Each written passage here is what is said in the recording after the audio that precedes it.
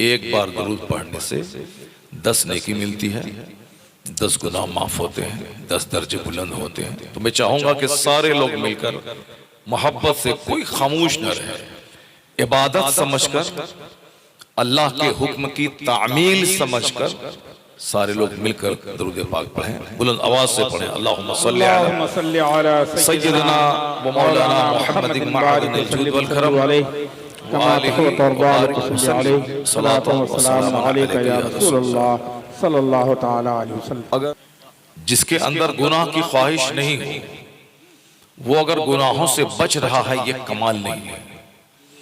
कमाल है कि गुनाहों की ख्वाहिश दिल में है, उसके बावजूद बंदा सब्र का पत्थर रख के गुनाहों से बच रहा है। ये कमाल की बात, अच्छी बात है। सुभान अल्लाह, सुभान अल्लाह। फरिश्ते नूरी मखलूक हैं, वह नूर से पैदा हुए हैं। फरिश्ते खाते नहीं हैं, फरिश्तों में शहवत नहीं है, औरतों की चाहत भी नहीं है, क्योंकि वह नूरी मखलूक है। अब अगर फरिश्ते करोड़ों साल से हालत सजदा में, हालत क़याम में अगर हैं, तो बहुत बड़ी बात है। लेकिन अगर वो गुनाहों से बचते हैं तो इस एंगल से देखा जाए तो चूंकि गुनाहों की ख्वाहिश वहां नहीं है, इसलिए अगर गुनाहों से बचा जा रहा है तो इंसान की नेकी के मुकाबले में बहुत बड़ी बात नहीं है। चूंकि इंसान के सीने में खाने पीने की ख्वाहिश है, इंसान को औरतों की चाहत है, इंसान को कपड़े की चाहत है, इंसान को मकान की चाहत है। लेकिन इस चाहतों की मौजूदगी में अगर ये इंसान सिंपल रहता है, ख्वाहिशात पे कंट्रोल करके रखता है, अपने गुस्से पर कंट्रोल करके रखता है, और फिर अपनी निगाहों को कंट्रोल में रखता है, अपनी शर्मगाह को कंट्रोल में रखता है, तो फिर इंसान का ये अमल फरिश्तों के लिए काबिल रश्क हो जाता है। चूंकि इंसान में गुनाहों की चाहत है, इसीलिए कहा गया है कि एक जवान अगर तौबा करता है कि अब मैं बुराई नहीं करूंगा, नेक बनूंगा, 70 बूढ़ों की तौबा से अल्लाह उतना खुश नहीं होता जितना एक जवान की तौबा से खुश होता है। इसलिए खुश होता है क्योंकि बूढ़े की ख्वाहिशात मिट चुकी है, उनके हाथ और पांव में राशा तारी है, उनकी रीढ़ की हड्डी टेढ़ी हो चुकी है, कमर उनकी साहब झुक चुकी है, उनके आज़ा जवाब दे चुके हैं, उनकी ख्वाहिशात मर चुकी हैं। वह तौबा ना करे तो क्या करे, वह मस्जिद न जाए तो क्या करे। लेकिन वो जवान जिसके सीने में खूबसूरत खवातीन को देखने की तमन्ना है, जिनके बदन में शहवत की आग लगी है, जो 18 से लेकर 30 साल की उम्र के पीरियड से गुजर रहा है, वो जवान अगर निगाहों को नीची रखता है, वो जवान अगर अपनी शर्मगाहों को कंट्रोल में रखता है, चूंकि आग लगी है बदन में शहवत की, मगर अल्लाह के डर से, रसूल पाक से शर्म करते हुए, अपनी खुददारी और गैरत का ख्याल करते हुए, समाज में एक अच्छा मैसेज देने के लिए अगर अपने आप को गुनाहों से बचाता है, तो अल्लाह 70 बूढ़ों की तौबा से ज्यादा उस जवान की तौबा से खुश होता है। अल्लाह सुभान अल्लाह, बहुत अच्छे, बहुत खूब। इसलिए कमाल है इस इंसान का, जो इंसान ख्वाहिशात के जंगल में रहने के बावजूद वो तहज्जुद गुजार हो जाए, वो अल्लाह वाला हो जाए, उनकी निगाहें बची रही। इसलिए बुखारी शरीफ के एक हदीस में आया है, मैं तमहीदी तौर पर कुछ बातें करता हूं, उसके बाद फिर मैं तकरीर पे आता हूं और मैं जरा मौजूदा वक्त के इस्लाम दुश्मनों की खबर में लेता हूं। मगर पहले मेरी तमहीद मुकम्मल हो जाए कि मैं बोलना क्या चाहता हूं, मैं तकरीर में बोलूंगा क्या, उसी का आगाज मैंने किया है, उसको आप तवज्जो से सुनेंगे। एक बार जरा सारे लोग मिलकर पढ़ लें एक बार कलमा शरीफ, ला इलाहा इल्लल्लाह मुहम्मदुर रसूलुल्लाह सल्लल्लाहु अलैहि वसल्लम, और एक बार बड़ा बुलंद आवाज से अस्सलातु वस्सलामु अलैका या रसूलल्लाह। तमहीद मेरी थोड़ी सी मुकम्मल हो जाए, उसको मैं मुकम्मल करने के लिए मैं हदीस पाक पढ़ लेता हूँ, और एक बार बड़ा बुलंद आवाज से अस्सलातु वस्सलामु अलैका या रसूलल्लाह। तमहीद मेरी थोड़ी सी मुकम्मल हो जाए, उसको मैं मुकम्मल करने के लिए मैं हदीस पाक पढ़ लेता हूँ। आका अलैहिस्सलाम फरमाते हैं कि सबअतुन युज़िल्लुहुमुल्लाहु फी ज़िल्ली यौम ला ज़िल्ला इल्ला ज़िल्लु।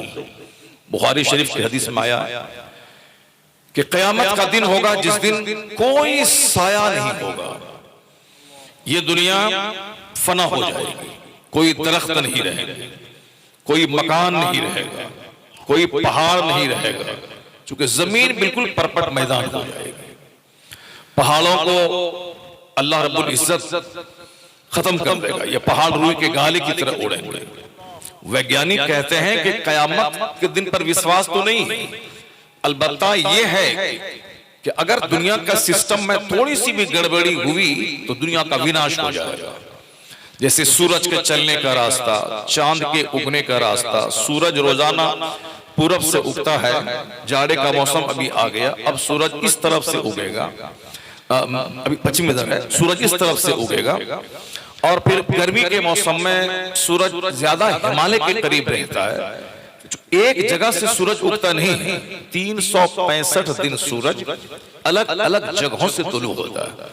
इसीलिए कहा गया है रब्बुल मशारिक़ वल मगारिब, यानी मशरिकों का रब, मगरिबों का रब। मशरिक तो एक है, पूरब तो एक है, पश्चिम तो एक है, उत्तर तो एक है, दक्षिण एक है, लेकिन कई पूरब क्यों कहा गया है? इसीलिए कहा गया है कि मशरिक का मतलब सूरज के उगने की जगह। अब उगने की जगह मुख्तलिफ है, इसीलिए उसको मशारिक यानी प्लूरल जमा का सेगा इस्तेमाल किया गया। तो अब सूरज अपने मदार पे तैरता है, एक जगह ठहरा नहीं, बल्कि रोजाना महवे गर्दिश रहता है। वैज्ञानिक कहते हैं कि जिस दिन सूरज अपने मदार से हट जाए उस दिन दुनिया में विनाश होगा, तबाही पैदा होगी। जो ज़ुहल, मुश्तरी, उतारद, जो मरकरी, वेनस, जो भी प्लैनेट्स हैं, ये सब अपनी जगह से अगर हट जाएं अपने मदार से, they float on their orbits, कुल्लुन फी फलकिन यसबहून, ये सब अपने मदार पे तैर रहे हैं। अगर ये मदार से, ट्रैक से हट जाएं तो आसमान में सुराख पैदा होगा, जमीन में जलजला आएगा, दुनिया तहस नहस हो जाएगी। तो मैं कहता हूं वैज्ञानिक जो कह रहे हैं यही तो कुरान शरीफ में आया है, इजस समाउन शक्कत व इजल कवाकिबुन तसरत व इजस समाउन फतरत। जब आसमान फट जाएंगे, सितारे झड़ जाएंगे, व जुमिअ शम्स वल कमर, जब सूरज और चांद को जमा कर दिया जाएगा, समंदर के पानी में आग लगा दी जाएगी, वइज़ल बिहार सुज्जरत, जब समंदर में आग लगा दी जाएगी, वइज़ल बिहार फुज्जरत, जब समंदर के पानी को, जबकि 75% समंदर है, उस पानी को बहा दिया जाएगा, समंदर जल जाएगा, पानी वहां नहीं रहेगा। ये वैज्ञानिक कहते हैं कि सिस्टम उलट पुलट हुआ तो दुनिया का विनाश हो जाएगा। तो कुरान तो 1400 साल से पहले से ऐलान कर रहा है कि क़यामत का दिन वही दिन है जिस दिन सूरज का निजाम गड़बड़ हो जाएगा, जिस दिन चांद का निजाम गड़बड़ हो जाएगा, जिस दिन पहाड़ का निजाम गड़बड़ हो जाएगा, यानी जिस दिन ये पहाड़ रूई के गाले की तरह उड़ेंगे, वतकूनुल जिबालु कल इहनिल मनफूश, जिस दिन ये रूई के गाले की तरह पहाड़ उड़ेंगे। इसका मतलब ये निकला कि वैज्ञानिक ने अपनी रिसर्च से ये बात साबित कर दिया है कि दुनिया का विनाश होगा। उसी विनाश के दिन को क़यामत का दिन कहते हैं, जिस दिन इस दुनिया की लज्जतें मिटा दी जाएंगी, इस दुनिया का हिसाब व किताब उस दुनिया में लिया जाएगा, उसी का नाम क़यामत है, उसी का नाम सुभान अल्लाह, सुभान अल्लाह। क़यामत के दिन कोई दरख्त का साया नहीं रहेगा, सारे दरख्त मिटा दिए जाएंगे, कोई पहाड़ नहीं रहेगा, कोई मकान नहीं रहेगा। गर्मी इस कदर शिद्दत की होगी कि लोग नाक तक, सर तक पसीने में शराबोर रहेंगे, सारे लोग, कोई किसी का पुरसाने हाल नहीं होगा। जो माँ अपने बच्चे के बगैर जी नहीं पा रही है, वो माँ अपने इकलौते बेटे को देखेगी कि वो आग में जल रहा है, पसीने में गर्दन तक डूबा हुआ है, माँ कुछ नहीं कर पाएगी, क्योंकि सबको सिर्फ अपनी फिक्र होगी। यौम यफिरुल मर्उ मिन अखीही व उम्मिही व अबीही व साहिबतिही व बनीही लिकुल्लि इम्रिइन मिनहुम यौमइदिन शानु युगनी। यानी उस दिन भाई भाई से भागेंगे, औलाद वालिदैन से भागेगी, माँ बाप औलाद से भागेंगे, भाई भाई से भागेगा, सबको सिर्फ अपनी फिक्र होगी। उस दिन किसी को कोई झांक के नहीं देगा, सारे मर्द मादरजाद नंगे रहेंगे, एक कपड़ा किसी के बदन पे नहीं रहेगा, सारी खवातीन मादरजाद बरहना रहेंगी, एक धागे के बराबर कपड़ा किसी के बदन पर नहीं रहेगा। जब हुजूर ने ये कहा तो साहबा ने पूछा, सरकार फिर उस दिन औरत और मर्द का क्या होगा? यानी दुनिया में जो एक निगाहों से देखने की जो बातें होती हैं कि ये मर्द है ये औरत है, जब वहां एक धागा तक बदन पे नहीं रहेगा, सब मादरजात बरहाना रहेंगे, फिर वहां नजर का देखने का, तो आका ने फरमाया इस कदर कयामत की तकलीफ होगी कि देखने का ख्याल तक नहीं होगा। इतनी तकलीफ होगी कि देखने का ख्याल तक नहीं होगा। जैसे दुनिया में एक आदमी आईसीयू में पड़ा हुआ है, ऑक्सीजन लगी हुई है, अब वो बोलना चाहता, मुंह में बोली नहीं, आंख से रिश्तेदारों को देख रहा है, रोना चाहता, आंख में आंसू नहीं है। उस हालत में चाहे 90 साल की बूढ़ी हो या 18 साल की कोई हसीना कोई आलम शबाब में हो, तो उससे जरा पूछे कि जरा उसके दिल में क्या ख्वाहिश पैदा होती है। जबकि ये कयामत की तकलीफ के मुकाबले में ये ऑक्सीजन पे रहना, ये तड़पना, सांस लेने तकलीफ होना, ये वहां की तकलीफ के मुकाबले में करोड़ों तकलीफ भी नहीं है, तकलीफ का करोड़वां हिस्सा भी नहीं है। उसके बावजूद जब नजर उधर नहीं जा रही है, तो फिर उस कयामत की हौलनाकी में कैसे कोई किसी को देखेगा? सबको अपनी फिक्र होगी। जो बात मैं कहने जा रहा हूं उसको गौर से सुनिएगा। तो मगर हुजूर कहते हैं कि उस संकट की घड़ी में एक साया होगा, जब लोग पसीने में डूबे होंगे, साया तलाश करेंगे। अभी इस बार गर्मी का रिकॉर्ड टूट गया। किसी ने कहा कि भाई 1906 में जो गर्मी आई थी, ये 2024 में वही गर्मी आई, यानी 100 कुछ साल का रिकॉर्ड इस बार की गर्मी ने तोड़ दिया। हम लोग जो कि 54 साल से हमारी उम्र हो रही है, 54 साल 4 साल को माइनस कर दें, उसके बाद से बातें याद है। लेकिन गर्मी पहले भी बहुत होती थी। अब वो साइंस वाले किस पैमाने पे नापते हैं, क्या करते हैं, अलबत्ता गर्मी बहुत थी इस बार भी। रिकॉर्ड टूटे न टूटे हुआ जाने, साइंसदान जाने, लेकिन गर्मी बहुत थी। और अभी भी दिन की जो उमस वाली गर्मी है, वो गर्मी कम थोड़ी नहीं हुई है। रात में थोड़ी सी सर्दी आई है, खुनकी आई है, मौसम थोड़ा कूल हुआ है, लेकिन दिन में उसी तरह की उमस आज भी है। ये बहुत खतरनाक संकेत है कि अब के टेम्परेचर बढ़ रहा है और उसके बाद गर्मी बढ़ रही है। दुनिया आने वाले कुछ दिन के बाद रहने के काबिल नहीं रह जाएगी। जब दुनिया रहने के काबिल नहीं रह जाएगी, फिर सारे लोग मरेंगे और क़यामत में चले जाएंगे। साइंसदान ही कह रहे हैं कोई साया नहीं होगा। अभी जब गर्मी होती तो लोग दौड़ के शेड में जाते हैं, गर्मी होती है लोग दौड़ के साथ पंखे के पास जाते हैं, पंखा ढूंढते हैं, दरख्त का साया तलाश करते हैं। हुजूर ने कहा उस दिन कोई साया नहीं होगा, सिर्फ एक साया होगा, वो अल्लाह के अर्श का साया होगा। यौम ला ज़िल्ला इल्ला ज़िल्लु, कोई साया ना होगा सिवाय अल्लाह के अर्श के साये के, कोई साया ना। वो अर्श जो सातवां आसमान के ऊपर है, उस अर्श पे वो अर्श का साया होगा। अब हुजूर फरमाते हैं कि 7 खुशनसीब लोग ऐसे हैं जो उस अर्श के साये में रहेंगे। 7 खुशनसीब ऐसे होंगे जिनको क़यामत के दिन अल्लाह के अर्श का साया नसीब होगा। हर मुसलमान को सोचना चाहिए कि वो 7 खुशनसीब कौन होंगे। उस खतरनाक गर्मी में वहां ये 12 घंटे का दिन नहीं होगा, वहां का एक दिन दुनियावी काउंटिंग के हिसाब से 50,000 साल के बराबर होगा। वह मिकदार हो 50,000 साल, 50,000 साल, 50 50 अल्फ मन हजार, सना मन साल, यानी 50,000 साल, 50,000 ईयर।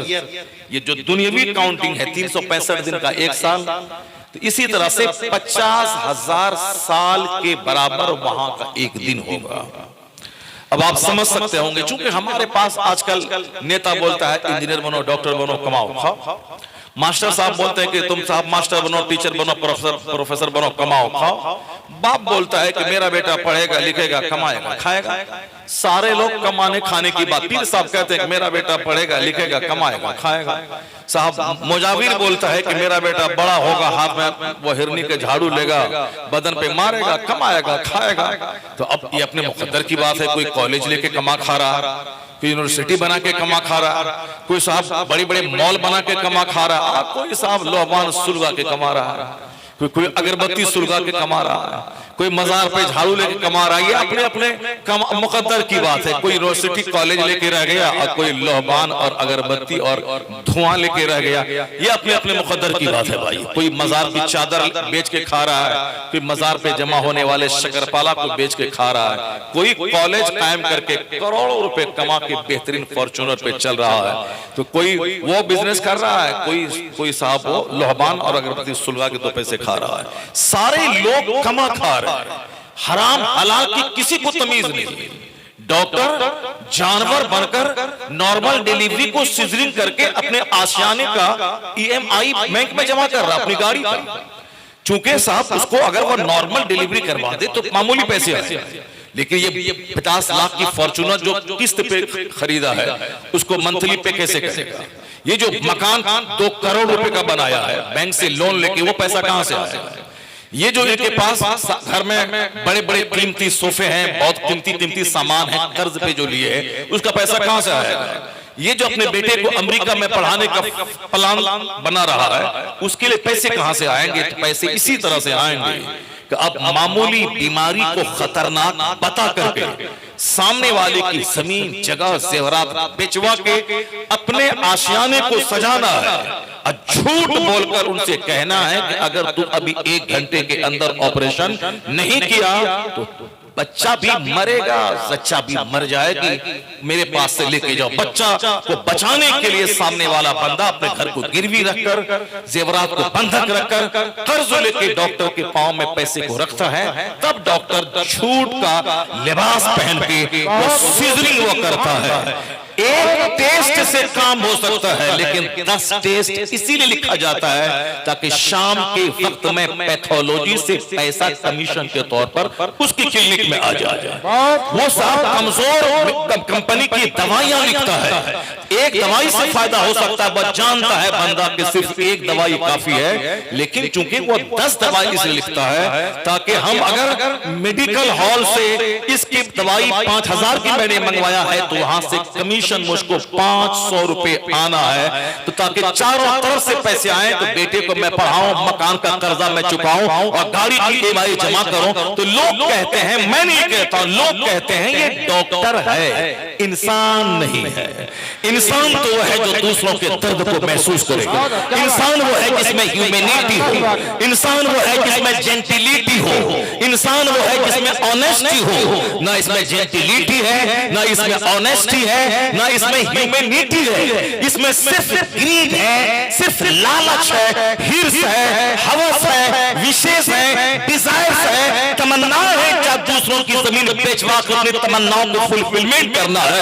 लोग कहते हैं डॉक्टर नहीं दरिंदा है, ये जानवर है, ये इंसान नहीं है, ये डॉक्टर है मगर दरिंदा भेड़िया है जो दूसरों की जिंदगी में आग लगा के अपनी जिंदगी में ऐश हासिल करना चाहता है। मैं कहता हूं उनके बाप ने कब बोला था कि मेरा बेटा MBBS बनेगा, इंसान बनेगा, समाज की सेवा करेगा, अपना दर्द उठा के समाज के दर्द को बांटेगा? कब बोला था? उसका बाप तो ये बोला था कि मेरा बेटा पढ़ेगा लिखेगा, डॉक्टर बनेगा, कमाएगा खाएगा। वो कमा खा रहा है।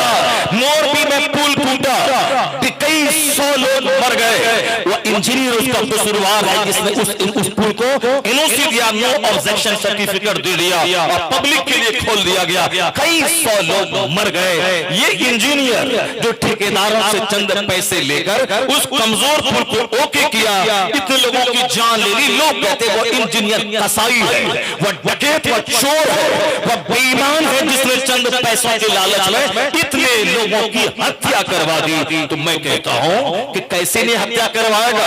उनका बाप तो बोला था कि मेरा बेटा इंजीनियर बनेगा, कमाएगा, खाएगा।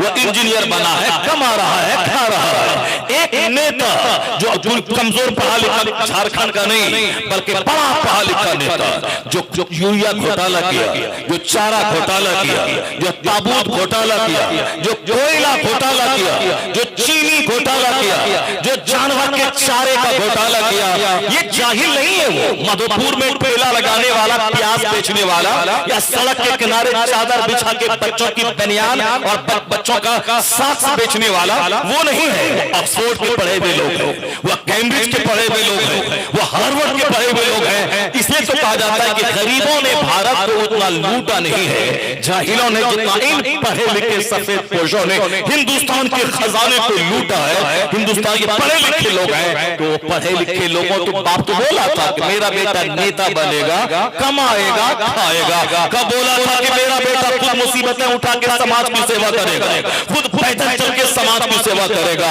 जब पढ़ने का मकसद हो कमाना खाना, तो समाज में पढ़े लिखे जानवरों की तादाद में इजाफा होगा। ये कलकत्ता के आरजी मेडिकल कॉलेज का प्रिंसिपल, मेडिकल कॉलेज का स्टूडेंट प्रिंसिपल एक अपने चेले के साथ एक एमबीबीएस डॉक्टर जो एमबीबीएस कर चुकी है, एमडी कर रही है, हाई क्लास की डिग्री हासिल कर रही है, तो एक प्रिंसिपल अपनी ही कॉलेज की एक पढ़ी लिखी डॉक्टर के साथ अगर बलात्कार करके सारी दुनिया में हिंदुस्तान की नाक को कटवा सकता है, तो अब भी लोग बोलेगा कि डॉक्टर बनो और साथ इंजीनियर बनो, और डॉक्टर बनो, इंजीनियर बनो, डॉक्टर बनो, इंजीनियर बनो। पता ये चला इस्लाम के नजरिए से हटकर जो इल्म हासिल करेगा वह इल्म तबाही लाएगा, वह इल्म बर्बादी लाएगा।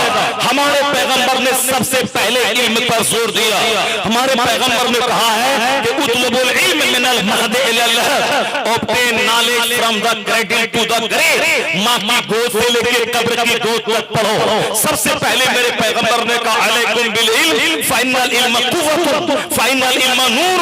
इल्म हासिल करो, इल्म रोशनी का नाम है, इल्म ताकत का नाम है, इल्म साथी का नाम है, इल्म जीनत का नाम है। Knowledge is power, knowledge is light, knowledge is ornament, knowledge is arm, knowledge is best company. सबसे पहले मेरे पैगंबर ने कहा इल्म रोशनी है, इल्म ताकतवर बना देता है, इल्म कमजोरों को बलवान बना देता है। इल्म हासिल करो। मगर हुजूर ने ये नहीं कहा था कि वह इल्म जो सिर्फ दो रोटी दिलाए, नहीं, सरकार ने कहा था अल्लाहुम्मा इन्नी अस्अलुका इल्मन नाफिआ। ए अल्लाह, मैं तुझसे इल्म नाफिआ का सवाल करता हूं, वह इल्म जो प्रॉफिटेबल हो, वह इल्म जो हमें राइट एंड रॉन्ग का फर्क बता दे, वह इल्म हमें जो हक और बातिल का फर्क सिखा दे, वह इल्म जो हमें हराम और हलाल की तमीज बता दे, वह इल्म जो हमें हैवानियत और इंसानियत में फर्क करने की सलाहियत अता कर दे, वह इल्म जो हमें लीगल और इलीगल में डिफरेंशिएट करने की कैपेसिटी अता कर दे, वह इल्म जो हमें इंसान बना दे, जन्नती बना दे। इसलिए मुस्तफा ने कहा अस्अलुका इल्मन नाफिअ, अल्लाह इल्म नाफिअ का सवाल करता हूं। और हुजूर ने फिर आगे एक दुआ की अल्लाहुम्मा इन्नी अऊज़ु बिका मिन इल्मिन ला यनफा। ए अल्लाह, मैं उस इल्म से तेरी पनाह चाहता हूं जो इल्म हमें नफा न दे। पता चला इल्म दो प्रकार के हो गए, एक प्रॉफिटेबल, एक नॉन प्रॉफिटेबल। जो इल्म आदमी को इंसान बना दे वह प्रॉफिटेबल इल्म है, और जो इल्म आदमी को पैसे की जुस्तजू में जानवर और कुत्ता बना दे वह इल्म नॉन प्रॉफिटेबल है। तो इस्लाम प्रॉफिटेबल इल्म की वकालत करता है। तो आज जिन लोगों ने सिर्फ खाने कमाने से इल्म को जोड़ दिया, वह डॉक्टर की सूरत में भेड़िया, इंजीनियर की सूरत में चोर, प्रिंसिपल की सूरत में रेपिस्ट, और मास्टर की सूरत में स्कूल की ईंट, बच्चों का पोशाक, बच्चों के एमडीएम के चावल खाने वाला भेड़िया बन गया। इसलिए दुनिया में तकबीर, नारे रिसालत, उलमाए अहले सुन्नत, मसलके आला हज़रत। और जब पढ़े लिखों की सूरत में जब जानवरों की तादाद में इजाफा हुआ, तो अमेरिका के दानिश्वर आज कह रहे हैं, क्या कह रहे हैं कि मॉरल एजुकेशन बच्चों को दीजिए, नैतिक शिक्षा बच्चों को दीजिए, मकसद हयात बच्चों को बताइए कि हम पैदा क्यों हुए हैं। आदमी वही है जो दूसरों के नफा बख्श हो। The best of you is one who is profitable for others. America के दानिश्वर आज कह रहे हैं। हिंदुस्तान के हमारे प्रधानमंत्री जी आज 10 साल से चिल्ला रहे हैं कि पढ़ने का का मतलब सिर्फ नौकरी मत बनाइए, पढ़ने का मतलब अब एक अच्छा सिविलाइज्ड इंसान बनिए। कहा था आज से कुछ दिन पहले कि आप पकौड़ा बेचिए मगर बैंक को मत लूटिए, रेल की पटरी मत उखाड़िए। पढ़ने का मतलब ये नहीं कि नौकरी मिल जाए, पढ़ने का मतलब है कि आप अच्छा इंसान बन जाए। तो आज जिन लोगों ने नैतिक शिक्षा की वकालत की है, तबाही का तमाशा देखने के बाद जो इनको मॉरल शिक्षा का ख्याल आया है, आदमियत का, शराफत का, अखलाक का, इंसानियत का, ये पैगाम मुस्तफा ने 1400 साल पहले अता फरमाया है। इसलिए जो भी नैतिक शिक्षा की बात क़यामत तक करेगा मुंह उसका होगा ये नारा मुस्तफा का आता क्या होगा।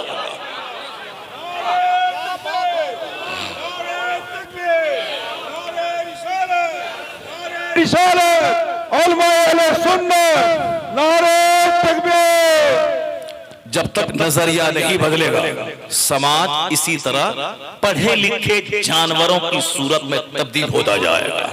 इसी तरह अब अगरचे मैं ये नहीं कहता कि हमारे बेटे भाई मदरसे में पढ़ने वाले लोग 100% सारे अच्छे जन्नती और सारे के सारे आदमियत के जेवर से आरास्ता होते हैं। मुमकिन है कि दुनिया को देखकर कुछ डाउनफॉल, कुछ गिरावट यहाँ भी आई है। कुछ मेरे दोस्त भी हमारे यहाँ कुछ बिगड़े हैं दुनियावी तमन्नाओं के चक्कर में, उनकी नमाजें भी कम हुई हैं, साहब इनकी दाढ़ियां भी छोटी हुई हैं, इनके सर से टोपियां भी हटी हैं। ये भी हराम और हलाल की तमीज खो के मदरसा मस्जिद की प्रॉपर्टी को जाती प्रॉपर्टी समझकर, ज़कात के माल को माल गनीमत समझकर इस्तेमाल किए हैं। मगर ये परसेंटेज कम है, 10% मान लें। 90% आज भी यहाँ इस मदरसे की चटाई से जो लोग बाहर निकल के आए हैं उसमें अल्लाह का डर है, रसूल पाक से हया और शर्म है, उसको क़यामत का खौफ है कि अल्लाह के हुजूर मुझे खड़े होकर हिसाब किताब देना है। चूंकि इनके घर में इनके बाप भी कहते हैं कि बेटा क़यामत कायम होगी, हमें वहां इस दुनिया का सारा हिसाब देना होगा। और जिस दिन ये अपने बच्चों को स्कूल में दाखिला करवाते हैं, फर्स्ट क्लास से लेके आखिरी क्लास तक, हर क्लास में इनको पहले दिन से लेके आखिरी दिन तक ही पढ़ाया जाता है, बेटे ये हलाल है, ये हराम है, ये जायज है, ये नाजायज है, ये अच्छा है, ये बुरा है, ये करना है, ये नहीं करना है। जो कहता है कि मदरसे में आतंकवादी जन्म लेते हैं, वह सिर्फ झूठ नहीं बोले, वह किसी भी मदरसे में एक दिन जाए, सुबह से लेके शाम तक सारे क्लास में चुपके से भेष बदल कर टोपी लगा के जैसे भी जाना हो वह जाए और हर क्लास में 1 घंटा बैठ के देखे कि बच्चे से लेके हाई क्लास तक हमारे मदरसे की टीचर क्या पढ़ाते हैं। यही पढ़ाते हैं झूठ बोलना हराम है, सच बोलना अच्छा काम है, जुआ खेलना हराम है, ज़िना करना हराम है, सूद खाना हराम है, दूसरों की बहू बेटी पे बुरी निगाह डालना हराम है, दाढ़ी मुंडाना, चूंकि औरतों को दाढ़ी नहीं है, वो दाढ़ी उस पर आ जाए तो ऐब की बात है, मगर मर्दों की हुनर की बात है दाढ़ी, क्योंकि अल्लाह ने इनको दाढ़ी दी, औरतों को दाढ़ी नहीं दी है। तो औरतों के चेहरे पे दाढ़ी हो जाए तो ये जिस्मानी कमजोरी ऐब है, और मर्द अगर दाढ़ी मूंड ले तो ये इसकी जिस्मानी कमजोरी ऐब है, ये इसके लिए ऐब है। दाढ़ी औरतों के लिए हुस्न नहीं है, दाढ़ी का ना होना उनके लिए हुस्न है, और दाढ़ी का मर्दों के लिए होना ये हुस्न है, चूंकि इसकी कुव्वत दाढ़ी के साथ कनेक्टेड कर दिए गए हैं। इसलिए जो मर्द औरत बनना चाहे इसे मूंड कर, तो इसका मतलब है वह कुव्वत मर्दानगी का खून कर रहा है, वह नेचुरल सिस्टम का मजाक उड़ा रहा है, आने वाली नस्लों को नामर्दी की तरफ धकेल रहा है, क्योंकि कुदरत ने उनको दाढ़ी नहीं दी है और तुमको दाढ़ी दी है। इसलिए नहीं कि वो दाढ़ी लगा ले और तुम दाढ़ी मूंड लो, अगर उल्टा पुल्टा हुआ तो दुनिया में फसाद पैदा होगा। पहले दिन से लेकर आखिरी दिन तक यही बताया जाता है, तुम्हें ये पहनना है, ये नहीं पहनना है, तुम्हें ये खाना है, तुम्हें ये नहीं खाना है, तुम्हें ये बोलना है, तुम्हें ये नहीं बोलना है, तुम्हें सोना है ऐसे, जागना है ऐसे, पेशाब पाखना करना है ऐसे, शादी ब्याह करना ऐसे। यानी इंसानियत की तालीम पहले दिन से लेके आखिरी दिन तक मदरसे में हो रही है, और जब जब तक ये मदरसा हमारा मजबूत था, समाज वलियों से भरा था, समाज कुतुब से भरा था, समाज मर्दान से भरा था, समाज शरीफों से भरा था। जिस दिन ये प्रोटेक्शन घट गया, मदरसे में ताले लग गए, हमारे मालदार किस्म के लोग मदरसों में पढ़ाना अपने बच्चों को बंद कर दिया, वो चंद गरीब किस्म के लोगों की परवरिश की जगह मदरसा हो गई। गवर्नमेंट ने भी आतंकवादी करके मदरसों में ताला लगा दिया। तो इंसान बनाने की फैक्ट्री को जब बंद कर दिया जाएगा और जब पैदावार घटेगी तो फिर इंसान कहां मिलेंगे? आज ये फैक्ट्री कमजोर है, इसलिए आज शरीरों से, डकैतों से, चोरों से, पढ़े लिखे घोटालाबाजों से समाज भरा है। आज मैं आवाज देता हूं कि फिर इंसान बनाने की फैक्ट्री को दोबारा आबाद किया जाए। जहां मदरसे का प्रोटेक्शन, वहां इंसान की तादाद बढ़ी तो चोरों की तादाद घटेगी, वलियों की तादाद में इजाफा हो जाएगा।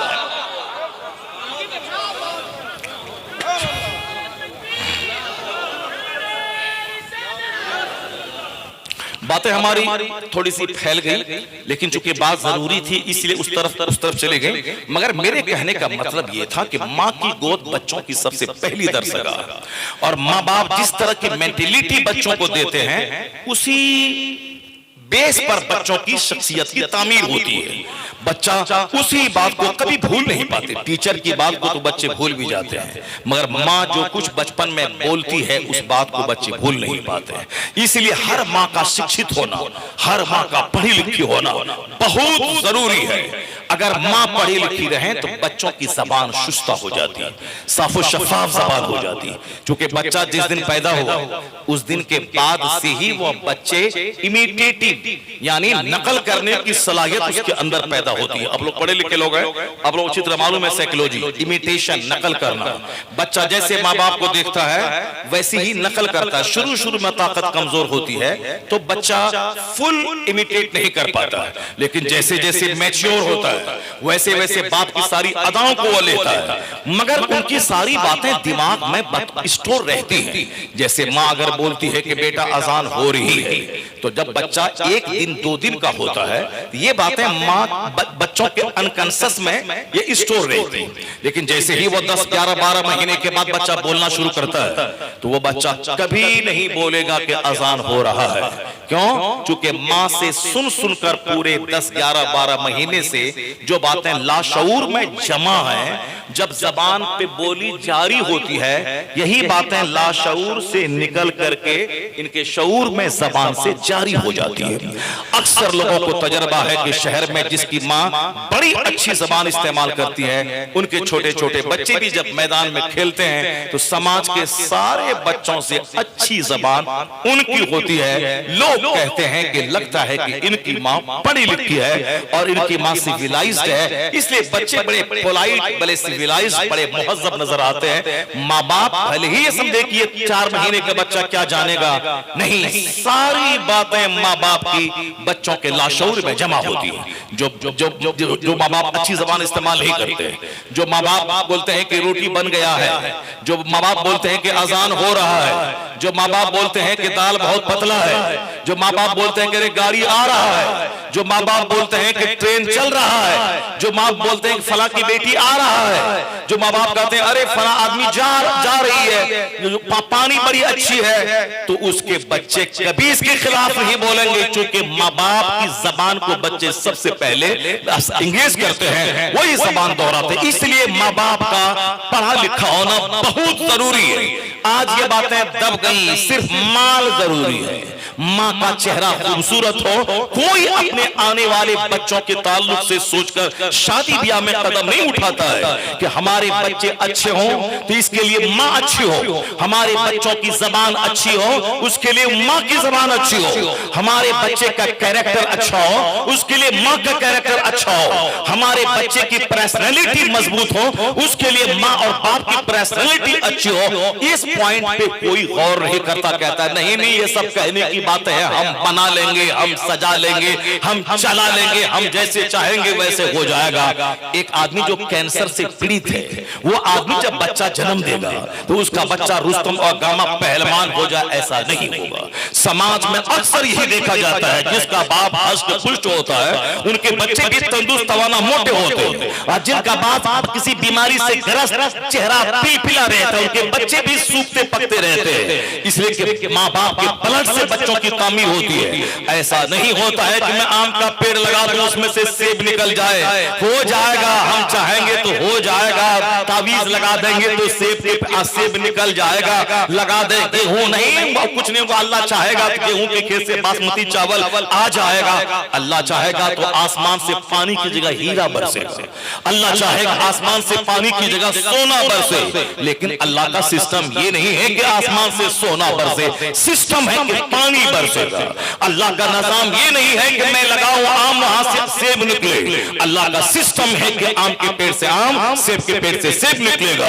अल्लाह चाहे तो गेहूं लगाए वहां से हीरा निकल जाए, मगर कुदरत का सिस्टम ये नहीं है कि मैं लगाऊं गेहूं और वहां से बासमती चावल आ जाए। ये निजाम ये फितरत के खिलाफ है। कुदरत का निजाम है मौसम का बदलना, रात दिन का आना, बच्चे का पैदा होना, जवान होना, बूढ़ा होना, मर जाना। अगर लोग नहीं मरते तो दुनिया में एक तिल रखने की जगह नहीं होती, वरना लोग पैदा होते हैं, मर जाते हैं, दूसरे लोग फिर जवान होते हैं। इस तरह दुनिया का सिलसिला करोड़ों साल से चलता जा रहा है। ये निजाम है, इसमें कोई फर्क नहीं पैदा होगा। ऐसा नहीं कि सारे लोग खाने कबा का खिलाफ थाम ले कहे कि रात ही रहे, दिन नहीं निकलेंगे, दिन में गर्मी होती है, नहीं होगा। इस चाहे सारे लोग दुआ करते करते मर जाए, सिस्टम में तब्दीली नहीं होगी। रात आएगी, दिन आएगा, मौसम बदलेगा, जाड़े गर्मी के बाद बरसात आएगा, बरसात के बाद जाड़े का मौसम आएगा, मौसम बदलेगा, दिन रात बदलेंगे, हालात बदलेंगे, मौसम में बहार आएगा, मौसम में खिज़ा आएगा। ये कुदरत का सिस्टम है। उसी सिस्टम का हिस्सा ये भी है। जब तुम दुनिया में सिस्टम देख रहे हो तो ऐसा सिस्टम ना होगा कि माँ रहे डाइन और बच्चा कुतुब पैदा हो जाए, बाप रहे जोकर और बच्चा कुतुब पैदा हो जाए, बाप रहे पिलपिला और बच्चा फली पैदा हो जाए। नहीं, तुमने देखा कि एक औरत है जिसके चेहरे पे कोई गुनाह का दाग नहीं है, जिसकी जबान पे कभी गाली के लफ्ज नहीं आए, जिसका हाथ कभी गुनाह नहीं किया है, जिसके पांव से कभी गुनाह की तरफ नहीं चले, जिसके पेट में कभी हराम हजा नहीं गई है, जिसकी आंख कभी बहती नहीं है। बाप प्यार से बोलता है मेरी बेटी गूंगी है, क्या मतलब उनकी जबान से कोई गंदे लफ्ज नहीं निकले हैं। बाप प्यार से बोलता है मेरी बेटी लूली लंगड़ी है, यानी ये पांव गुनाह की तरफ नहीं उठा है, ये हाथ गुनाह की तरफ नहीं गए हैं। जब खातून इस तरह सर से लेके पांव तक गुनाहों से सेफ हो और फिर मर्द भी इस तरह हो के रात भर सजदा और दिन भर जिहाद है ताकि समाज से क्राइम को मिटा दो, समाज से जुल्म को मिटाओ, समाज से अहंकार मिटाओ, समाज से घमंड मिटाओ। जिहाद का मतलब ही यही होता है, समाज से अहंकार मिटाना, समाज से घमंड मिटाना, समाज से क्राइम मिटाना, समाज से जराइम मिटाना, समाज से मजालिम को मिटाना। इसी का नाम जिहाद है, स्ट्रगल करना। साली अगर एक आदमी की वजह से 1000 आदमी तक हिदायत का पैगाम नहीं पहुंच रहा है, उस एक आदमी को सरह करके रास्ते से हटा दिया जाए ताकि 1000 आदमी तक हिदायत की शमा पहुंच सके, उस पर ईमान का नूर फैल सके। यही है जिहाद का मफहूम कि एक की वजह से 1 लाख को आग में नहीं डाला जाएगा। अगर एक मर जाएगा 1 लाख आदमी जन्नती हो जाए, उस आदमी का मारना जुल्म नहीं इंसाफ है कि एक की वजह से करोड़ों आदमी हिदायत से महरूम न हो जाए। तो अब दिन भर जिहाद करना है और रात भर सजदा करना है। तो अब मर्द अगर एक बार इत्तेफाक से हालत इज़्तिरार में अगर कोई पानी की सतह पे बह रहा हो तो इतना बड़ा एहसास सेंसिटिव कि क़यामत के दिन अल्लाह अगर पूछ लिया तो क्या जवाब दूंगा? चलो इस दाग को धोया जाए। एक छोटा सा गुनाह जो हराम भी नहीं था बल्कि तकवा के खिलाफ था, उसको अगर गुनाह कभी हो गया, नेकी में रात गुजारने वाला, एक छोटी सी गलती हुई, उस गलती का दाग धोने के लिए वो अंदर से परेशान हो गया कि मैं तो बगैर पूछे में मैंने खा लिया। अब पता लगाते हुए कि कहां से फल आया होगा, देखा दूर चलने के बाद एक बाग है, एक दरख्त की टहनी पानी की तरफ झुकी हुई है, उसी से फल पक के पानी की सतह पे गिर रहा है। कहा कि इसी दरख्त का वो फल होगा जिसको मैं मैंने खाया है। मालिक के पास पहुंचा, कहा मैं मुजरिम हूं। का कौन सा जुर्म? कहा आपके दरख्त का फल पानी की सतह पे बह रहा था, मैंने उसे खा लिया। एहसास हुआ कोई तो इसका मालिक होगा, उस मालिक की मर्जी के बगैर मैं खाया हूं। कल क़यामत के दिन अगर अल्लाह ने मुझसे सवाल किया तो मेरा क्या जवाब होगा? क्या पूरी जिंदगी अपने घर में आखिरत की बात नहीं करने वाला, अपने बच्चों को अल्लाह से नहीं डराने वाला, हिसाब किताब की बात नहीं करने वाला, मैदान महशर की गर्मी का चर्चा घर में नहीं करने वाला। कितने करोड़ों लोग दुनिया में पैदा हुए मर गए, मौत की सच्चाई अपने बच्चों के सामने नहीं रखने वाला। अगर वो चाहता है कि मेरा बच्चा क़यामत की तैयारी करे, कभी नहीं होगा। जब माँ बाप बच्चों के सामने आखिरत बोलते हैं, मरने के बाद खबर का चर्चा करते हैं, तब बच्चों को लगता है कि अगर मैं कल मर गया तो आखिरत के मेरे पास क्या सरमाया है। ये बाप का रोल रहता है कि बच्चों के दिल दिमाग में अल्लाह का डर, आखिरत की फिक्र अता करता है। और आज 90% घरानों में, पढ़े बेपढ़े सब घरानों में सिर्फ माल कमाने, मकान बनाने, गाड़ी का तो चर्चा है, आखिरत का चर्चा कहीं नहीं है। जन्नत का चर्चा कहीं नहीं मिलेगा, जहन्नम की आग से बचने का चर्चा कहीं नहीं मिलेगा। नतीजे में हमारी सोच में इसी तरह की हो गई कि माल चाहिए चाहे जहां से आ जाए। लेकिन वो बच्चा जो एक ऐसा फल खाया, वो जवान जो ऐसा फल खाया जिसका खाना हराम भी नहीं था, खिलाफे तकवा था, कोई बड़ा जुर्म नहीं था, क्योंकि पानी की सतह पे कोई सेब बह रहा हो तो उसका खा लेना हराम भी नहीं है, क्योंकि उस माल को हालत इस्तरार में तो साहब दूसरों नाजायज चीजों को भी खा लेना जायज है। यहाँ तो भूख की शिद्दत का गलबा था और फिर एक जायज चीज को खाया है, लेकिन एहसास है तकवा के खिलाफ है। क़यामत में क्या जवाब दूंगा अगर पूछ लिया गया कि बगैर मालिक से पूछे हुए तुमने ये फल क्यों खाया? हुजूर मैं मुजरिम हूं, मुझे माफ कर दिया जाए। माफ कहा कि ठीक है मैं माफ तो कर दूंगा, क्योंकि इतनी बड़ी सोच का मालिक जवान कहां दूर दराज उस दयार में मिलता था। इसलिए बात का मालिक को हाल कहा कि इसकी पेशानी में नूरे विलायत चमक रहा है, इसकी थोड़ी सी तरबियत कर दी जाए, इस पर निखार पैदा कर दिया जाए। शर्त रख दी कि तुम्हें 10 साल मेरे यहाँ नौकरी करनी पड़ेगी, जुर्म छोटा सा और इतनी बड़ी सजा, मगर क़यामत के डर से अल्लाह के खौफ से राजी हो गया, कहा माफ कर दे चाहे जितना भी इसके लिए मुझको जितनी मेहनत करनी पड़े। जब 10 साल की मुद्दत पूरी हुई, कहा बाबा अब तो माफ कर दे। कहा एक शर्त मेरी और है, लूली लंगड़ी अपाहिज गूंगी एक बेटी है मेरी, उससे तुझको निकाह करना होगा। ये तो 10 साल की नौकरी से भी ज्यादा कड़ी शर्त थी कि लूली लंगड़ी अपाहिज औरत को खिलाना पिलाना पेशाब पखाना करवाना, उसका सारा बोझ उठाना जब तक वो जिंदा रहेगी, जब तक ये जिंदा रहेगा। एक तो उससे 10 साल की नौकरी वाली मुसीबत से बड़ी मुसीबत थी, लेकिन नौजवान ने कहा कि जब यह शर्त माफी की ठहरी, चलिए ये दुनिया की सारी मुसीबतें आर्जी हैं, सारी मुसीबतें फानी हैं, सारी मुसीबतें टेम्पोररी हैं, आखिरत के अजाब से बचने के लिए इस मुसीबत को भी मैं गले लगा लेता हूँ, इस मुसीबत को मैं गले लगा लेता हूँ। जो अल्लाह से सौदा करता है वो खसारे में नहीं रहता है, जो अल्लाह के लिए कड़ाके की सर्दी में नहा के वुजू करके नहाकर नमाज पढ़ने जाता है वो खसारे में नहीं रहता है। जो हराम कारोबार को अल्लाह के डर से त्याग दे वो दर की ठोकरें नहीं खाता है, वह दरगाहों पे बैठ के भीख नहीं मांगता है। जो अल्लाह से जो सौदा करता है जन्नत के लिए नहीं दुनिया ही में उसका बेहतरीन बदला अल्लाह अता कर देता है। जन्नत तो वहां मिलेगी मगर दुनिया में बेहतरीन बदला अल्लाह देता है, उसका इनाम क्या मिला? ऐसा नहीं कि वो नौजवान नूरे विलायत जान चुका था कि ये लड़की साहब खूबसूरत है, हुस्न जमाल की मुजस्समा है और ये हमको ऐसे ही बहका रहे हैं, कोई दूसरी बात कह रहे हैं। नहीं, उस नौजवान की एक्टिविटीज और तारीख का फर्क बता रहा है। उस नौजवान ने गुनाहों की माफी के लिए इस कड़ी शर्त का घोंट पी लिया उसने कि मैं उसको उठा रहा हूं, का अल्लाह के लिए ये मुसीबत को मैं उठा रहा हूं ताकि मैं अल्लाह के नजदीक दागदार होकर नहीं जाऊं। इस गुनाह का दाग यहीं धुल जाए, इस गुनाह का दाग यहीं धुल जाए। आज अगर कल मुसीबत आई तो हम लोग वावेला मचाते हैं, कहते हैं कि हम तो नमाज पढ़ते हैं फिर ये मुसीबत कहां से आ गई, हम तो रोजा रखते हैं ये मुसीबत कहां से आ गई, हम तो 10 उम्रा किए हैं मेरा बच्चा कैसे मर गया, हम तो बुखारी शरीफ का 10-40 साल से दे रहे हैं मेरा बेटा क्यों मर गया। मैं कहता हूं ये सारी बातें आज एक कमजोर समाज के दिमाग में आती है।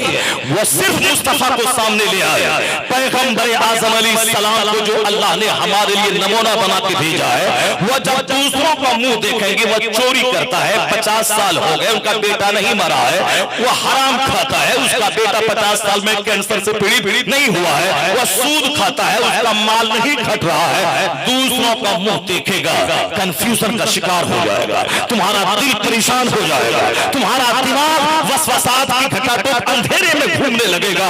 मगर मुस्तफा को जब देखेगा तो वसवसात का खात्मा होगा, सीने को तसल्ली मिल जाएगी। जब मुस्तफा को आप देखेंगे कि सारे पैगंबरों के सरदार महबूब सी वकार कौनैन के मालिक मुख्तार का बेटा अपना मर गया उनकी निगाहों के सामने, तो हुजूर की आंखों से आंसू के कतरे बह रहे थे, मगर ज़बान से आपने कहा था ए इब्राहिम मैं तेरी जुदाई से मगमूम हूँ, वह तब की ऐनी मेरी आंख आंसू बहा रही है, मगर मैं ज़बान से ऐसा कुछ नहीं कहूंगा जिससे मेरा खुदा नाराज हो जाए, मैं ज़बान से ऐसा कुछ नहीं कहूंगा। क्या मतलब? आंख आंसू बहाती है ये रहमत है, मगर मेरा दिल अल्लाह के फैसले पर मुतमईन है, मेरा दिल अल्लाह के फैसले पर मुतमईन है। जब बंदा मुस्तफा को देख ले, वह कौनैन का मालिक मुख्तार महबूबे परवरदिगार है, जिसके बारे में आला हजरत ने कहा कि मैं तो मालिक ही कहूंगा कि हो मालिक के हबीब नहीं महबूब मुहिब में कोई मेरा तेरा। जब वो नाइबे परवरदिगार है, उनका बेटा जब अपना मर गया तो हमारी और आपकी हैसियत तो मुस्तफा के गुलाम की है। इसका मतलब है कि बेटा का मरना ये किसी गुनाह की सजा नहीं है, वो अल्लाह रब्बुल इज्जत का फैसला है। आज अगर कोई मालदार है कल गरीब हो गया, ये मेरे गुनाहों की सजा नहीं है, ये कुदरत का फैसला है। हाँ अगर मेरे गुनाहों की सजा हो जाए तो चलो कम से कम खैरियत तो है कि सजा दुनिया ही में मिल जाए, मगर आखिरत का अजाब तो बड़ा सख्त है। व इन अज़ाबल आखिरत अकबर, आखिरत का अजाब तो बहुत बड़ा है इस दुनिया के अजाब के मुकाबले में। इस्लामी सोच रहेगी तो बंदा कभी नहीं बोलेगा मैं तो नमाज पढ़ता हूँ, मेरी गाय क्यों मर गई, मैं तो नमाज पढ़ता हूँ, मेरी बीवी क्यों बीमार पड़ गई, मैं तो नमाज फातिहा दिलाता हूँ हर जुमेरात के दिन में, मेरा कारोबार क्यों घट गया, वो नहीं बोलेगा, वो नहीं बोलेगा। क्योंकि नजर ये रहेगी कि दौलत देने वाला अल्लाह, दौलत छीनने वाला अल्लाह, जिंदगी देने वाला अल्लाह, मौत देने वाला अल्लाह, मालदार बनाने वाला अल्लाह, गरीब बनाने वाला अल्लाह। कुलिल्लाहुम्मा मालिकल मुल्क तुतिल मुल्क मन तशा व तंज़िउल मुल्क मिम्मन तशा। सारे बादशाहों का बादशाह है वो खुदा, जिसे चाहता है इज्जत हुकूमत देता है, जिससे चाहता है छीन लेता है, जिसे चाहता है इज्जत बंद देता है, जिसे चाहता है जलील करता है। अभी हमने समझ लिया कि हमारे मुल्क की हुकूमत ये हमारे हाथ में है, हम बनाते हैं, हम बिगाड़ते हैं, हम वोट देते हैं, इसलिए हुकूमत बनती है। इस तदबीर को मैंने हम कहना शुरू किया कि हम ऐसा करते हैं, हमारे लोगों ने फादा वफाई की, सारे लोग यूनाइट नहीं हुए, वोट हमारा बढ़ गया, मशीन खराब हो गई, ये सारी जाहिरी तदबीरें हैं। जैसे खेती अगर कमजोर हो गई, वक्त पे पानी नहीं दिया गया, वक्त पे खाद नहीं दिया गया, खेती कमजोर हो गई, बज़ाहिर एक तदबीर की कमी है, तदबीर की कमी है, वरना हकीकत में वो एतमाद है कि अल्लाह जिसे देना चाहे कोई रोक नहीं सकता, अल्लाह जिसे मना करना चाहे कोई दे नहीं सकता। हकीकत में तकदीर पर यकीन करना यही है सब्र का सबसे बड़ा जरिया, और यही है सुकून और तसल्ली हासिल करने का सबसे बड़ा जरिया। और हुजूर ने फरमाया है फला तकुल लौ फइन्न लौ तफ्तहु अमल शैतान। हुजूर ने कहा कि तुम काश अगर मगर को जगह मत देना, ये मत कहना कि काश अगर मैं बाप को लेके एम्स चला गया होता तो मेरा बाप बच गया होता, काश हम इस वक्त में अभी नहीं जाते ट्रेन में तो ट्रेन की पटरी में मेरा बेटा नहीं कटता, काश और इन केस लौ मना होता है काश। अगर हुजूर कहते हैं अगर वगर मत बोला करो, क्योंकि लफ्ज़े लौ शैतानी सोच के दरवाजे खोलता है। तफ्तहु अमल शैतान यानी तकदीर पर तेरे ईमान को कमजोर कर देगा, वह अब शैतानी सोच का दरवाजा खोलता है। इसलिए बोल कि इन्ना लिल्लाहि व इन्ना इलैहि राजिऊन, यह बोल कि हम तो अल्लाह ही की तरफ से आए हैं, अल्लाह ही की तरफ लौट के जाने वाले हैं, मेरा कुछ नहीं चलता है, जो अल्लाह चाहता है वही होता है। यह बोल सबर मिल जाएगा, तसल्ली मिल जाएगी। ये बोलने से इत्मीनान क़ल्ब नसीब हो जाएगा। इसलिए हुकूमत के बारे में जब अल्लाह ने साफ कह दिया कि सारे बादशाहों का बादशाह है खुदा, जिसे चाहता है हुकूमत देता है और जिससे चाहता है छीन लेता है। जब साफ लफ्जों में सूरह बकरा में ये आयत करीमा मौजूद है कि कुल्लिल्लाहुम्मा मालिकल मुल्क, सारे बादशाहों का बादशाह है वो खुदा, जिसे चाहता है हुकूमत देता है, जिससे चाहता है छीन लेता है। तो हुकूमत देने वाला अल्लाह, हुकूमत छीनने वाला अल्लाह। तो फिर तुम बज़ाहिर तदबीर करो कि एक वोट दे दो, एक वोट का तुम मालिक को दे दो, बाकी अब होगा वही जो इस आयत करीमा में लिखा गया है कि हुकूमत देने वाला अल्लाह है, हुकूमत छीनने वाला अल्लाह है। जब उस पर यकीन बैठेगा तो चाहे कोई मोदी आए या कोई मधुपुर आए या कोई पंडित आदित्य जोगीनाथ आए, कोई नीतीश कुमार आए या कोई तेजस्वी आए, चाहे कोई ममता बनर्जी आए, चाहे हेमंत सोरेन आए या हेमंत का भाई चंपई सोरेन आए, आखिर में यही बोलेगा कि अल्लाह मेरा मालिक है, जिसे चाहता है हुकूमत देता है, जिससे चाहता है छीन लेता है।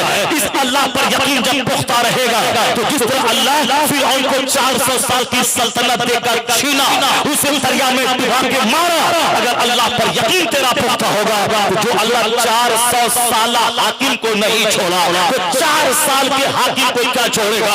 इसलिए यकीन पुख्ता कर ले, अपने रब पर यकीन मजबूत कर ले और अमल अच्छा कर। जो अल्लाह कल के फिरौन को नहीं छोड़ा वो अल्लाह आज के फिरौन को भी नहीं छोड़ेगा। हुकूमत देने वाला अल्लाह है, हुकूमत छीनने वाला अल्लाह।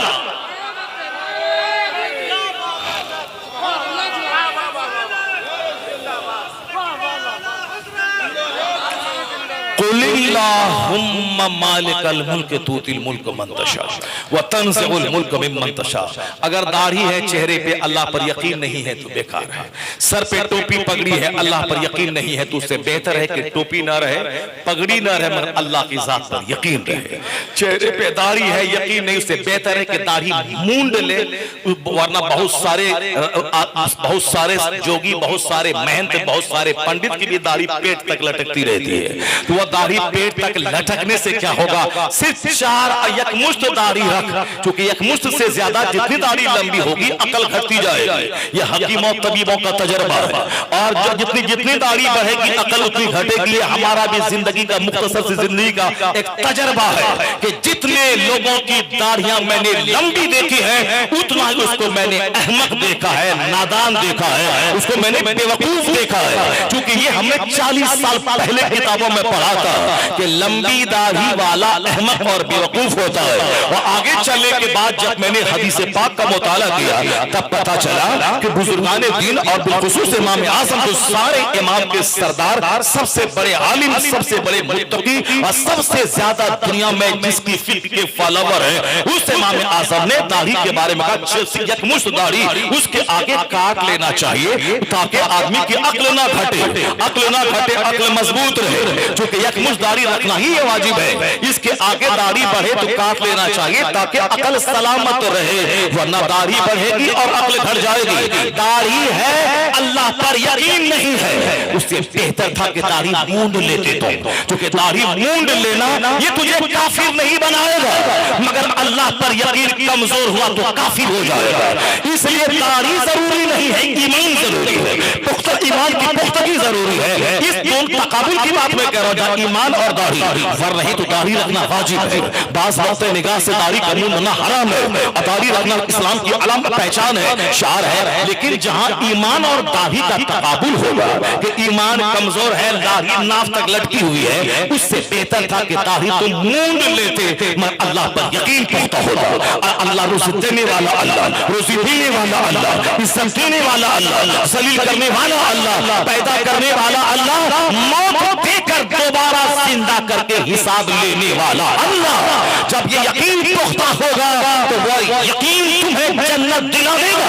इसलिए कि यकीन से बढ़कर कोई दौलत नहीं। यकीन का मतलब ईमान, और क़यामत के करीब जो चीज दुनिया से उठा ली जाएगी वो यकीन है कि आदमी के सर पे दाढ़ी पगड़ी रहेगी, सर पे पगड़ी टोपी रहेगी, चेहरे पे दाढ़ी रहेगी, मगर दिल में ये बात रहेगी अगर झूठ नहीं बोलेंगे तो पैसा कहां से मिलेगा, अगर चोरी नहीं करेंगे तो पैसा कहां से मिलेगा, अगर मैं ये गुनाह नहीं करूंगा तो पैसा कहां से मिलेगा, अगर मैं ग्रुप में लड़ा करके अगर मैं पैसा नहीं लूं, सूदी पैसा न उठाऊं, ये घर कैसे बनेगा, ये कैसे जमा होगा। यकीन दुनिया से उठा लिया जाएगा तो लोग कपड़ा छाड़ते रहेंगे, दाढ़ी रखते रहेंगे, पगड़ी पहनते रहेंगे और साफ मूंछ तरस मुंडवाते रहेंगे, मूंछ रखते रहेंगे। जब यकीन ही नहीं है उसका कोई वैल्यू नहीं है। इस्लाम इस पे जोर देता है बोलो कि मैंने अल्लाह पर ईमान लाया, मेरा रब मालिक खालिक राज़िक है, और उसी पे जम जा। ये जम जाना तेरे दिलों के इत्मीनान का जरिया है, क़यामत में बख्शिश का जरिया है। तो ईमान पुख्ता होना चाहिए, वह ड्रेस से कोई मतलब नहीं होता है। पंजाबी पहने के जुब्बा पहने या सब आप साहब पायजामा के नाम पे ट्राउजर पहने, और आज की तारीख में चूंकि पैंट और शर्ट किसी यहूदी, किसी नसरानी, किसी मुशरिक की अलामत नहीं रह गई है, एक जनरल सा लिबास हो गया है। तो जो पंजाबी और जुब्बा में बेयकीनी रहे कि नहीं झूठ बोलेंगे तो बच्चा मर जाएगा, उससे बेहतर है कि तू पैंट पहन, तू शर्ट पहन और तू दाढ़ी मूंड ले और विश्वास कर कि अल्लाह से सौदा करने वाला खसारे में नहीं रहता है। मेरा बच्चा मर जाए मैं झूठ कभी नहीं बोलूंगा। तू यकीन करके देख और तू बोलेगा कि अल्लाह रब्बुल इज्जत पे यकीन करने वाला कभी खसारे में नहीं रहता है। वह नौजवान अल्लाह के डर से क़यामत के दिन अजाब से बचने के लिए उन्होंने लूली लंगड़ी अपाहिज गूंगी से निकाह की शर्त कबूल कर ली। क़यामत नजर में थी, आखिरत का अजाब नजर में था, आखिरत का 50,000 साल का एक दिन ये नजर में था। हमारी नजर में ये है कि चलो अल्लाह माफ कर देगा। इसी वजह से आज आदमी बहुत बड़ी बात नहीं बोल पाता है। दुनिया के लिए एंक्शस है, दुनिया के लिए सेंसिटिव है, दुनिया के लिए बड़ा अक्लमंद है, आखिरत के ताल्लुक से बिल्कुल कमजोर फार्मूला है। नहीं, चलो अल्लाह माफ कर देगा, अल्लाह माफ कर देगा। हुजूर फरमाते हैं अल कय्यसु मन दाना नफ्सा व अमिल लिमा बअदल मौत। द वाइज इज वन, अक्लमंद है वो जो अपने नफ्स को दबाता रहे, नफ्स को मारता रहे, नफसानी ख्वाहिशात को मिटाता रहे। वो अमील लिमा बादल मौत, मरने के बाद जो कुछ होगा उसके लिए वो अमल करता रहे, जन्नत के लिए अमल करता रहे, वो अक्लमंद है। और हुजूर कहते हैं वल आजिज़ु मन अतबा नफ्सहु हवाहा व तमन्ना अलल्लाह। बेवकूफ है वो जो अपने नफ्स की गुलामी करे, नफ्स की पैरवी करे, नफ्स जो जो कहे शराब शबाब जुआ झूठ ये खाएं वो खाएं, ऐसे चले वैसे रहे, ऐसे नंगा नाच करें, 3 घंटे सिनेमा हॉल में बैठ के फिल्में देखें और रोजाना डबल शो देखें, और मस्जिद में 5 मिनट अगर तकरीर लेट हो गई इमाम साहब के निकालने का प्लान बनाए, और बाहर रेलवे स्टेशन पर 1 घंटे तक ट्रेन के इंतजार में रहे, कोई नहीं जाता कि मार देंगे काट देंगे, रेलवे मास्टर को मार भगा देंगे, कोई नहीं बोलता। वहां 2-2 घंटे 3-3 घंटे ट्रेन लेट हो जाए, किसी की नानी मरे कि साहब वो जीएम को फोन करे, साहब रीजनल मैनेजर को फोन करे कि साहब ट्रेन क्यों लेट आई, मैं पटरी उखाड़ दूंगा, कोई किसी की नानी मरे कि वो बोले। मगर जुमा के दिन अगर आधा घंटे की तकरीर में 5 मिनट का इजाफा हो गया, अब इमाम साहब को असर से पहले निकालने की धमकी मिल रही है। अगर फजर की नमाज में थोड़ी सी लंबी करात हो गई, अगर वद्दुहा की जगह सूरह नबा पढ़ डाला तो अब खैरियत नहीं, इसकी असर से पहले इसकी छुट्टी हो जाएगी। फटीचर क्लास का आदमी भी इमाम को भगाने की बात करता है, क्योंकि सबसे ज्यादा कमजोर इसी इमाम को वो आदमी समझता है। इसके पास कोई यूनियन नहीं है, इसके पास कोई दौलत नहीं है, इसलिए जो चाहो सो कह दो। साहब बोरा सीने वाला, चप्पल सीने वाला, साहब फटा हुआ पैंट सीने वाला, साहब सड़क के किनारे कादा और लहसुन और प्याज और खीरा और अदरक और लहसुन और घेरा बेचने वाला, ये भी कहता है कि इमाम साहब को मगरिब से पहले निकलवा देंगे, क्योंकि इमाम साहब को कमजोर समझता। अगर इमाम साहब 10 नौजवान मौलाना मिल जाए और जहां देंगे चाय की दुकान पे, पान की दुकान मकान पे किसी की शादी की महफिल में वलीमा खाते हुए या जनाजे में मुर्दे को दफन करने में, कब्र खोदने में देर है, अब लोग बैठे हैं, वहां कोई आदमी बुराई के खिलाफ नहीं बोलता है, सब ले दे के मौलाना के खिलाफ, जलसा के खिलाफ, पीर साहब के खिलाफ, खानका के खिलाफ, तकरीर के खिलाफ यही मशवरा देता है। समाज में लोग ज़िना कर रहे हैं, कोई नहीं बोल रहा है, लोग सूद खा रहे हैं, कोई नहीं बोल रहा है, किसी की लड़कियां काफियों के साथ भाग के खानदार की नाक कटवा रही है, कोई नहीं बोल रहा है। मैं इसके घर में शादी में नहीं जाऊंगा, कब्रिस्तान में ये सब तबसरा नहीं है। तबसरा किसका है? ये अजान मौजूद खा खा के मोटा हो गया, वो इमाम साहब खा खा के मोटा हो गया, ये मौलाना साहब को 50,000 नजराने क्यों मिलता है? मेरा बेटा इंजीनियर है तो उसको तो सालाना पैकेज 4 लाख का है, वो 4 लाख के पैकेज को जोड़ दे तो 50,000 महीना भी नहीं होता है। लेकिन ये इमाम साहब एक रात में मौलाना साहब आया, 2 घंटा तकरीर किया, 50,000 लिफाफ लेके चला गया। ये बर्दाश्त नहीं होगा, ये हम होने नहीं देंगे, जलसा मिटा देंगे, जलसा खत्म कर देंगे, हम तकरीर नहीं होने देंगे। ये फटीचर क्लास का आदमी 1400 साल से लोग कह रहा था हम अजान मिटा देंगे, नमाज मिटा देंगे, तकरीर मिटा देंगे, मौलाना को मिटा देंगे। तुम्हें मालूम है आज से 100 साल पहले मौलाना 1 लाख था तो आज कई लाख मौलाना हो गया। 100 साल पहले मस्जिदें कई हजार थी तो आज कई लाख मस्जिदें हो गई। पहले तकरीर जुम्मा में होती नहीं थी और आज आधा 1-1 घंटे की तकरीर हो रही है। पहले जलसा होता नहीं था, आज जलसे हजारों की तादाद में हो रहे हैं। तो तुम्हारे नाचने कूदने से जलसा बंद नहीं होगा, अजान होती रहेगी, चाहे एक नमाजी मस्जिद में आए या ना आए, जुम्मा का खुतबा होता रहेगा, चाहे कोई नेक बने ना बने। उसी तरह तकरीर होती रहेगी, वाज होता रहेगा, जब जब दुनिया रहेगी ना अजान रुकेगी, ना वाज रुकेगा, ना बदला रुकेगा, ना तकरीर रुकेगी।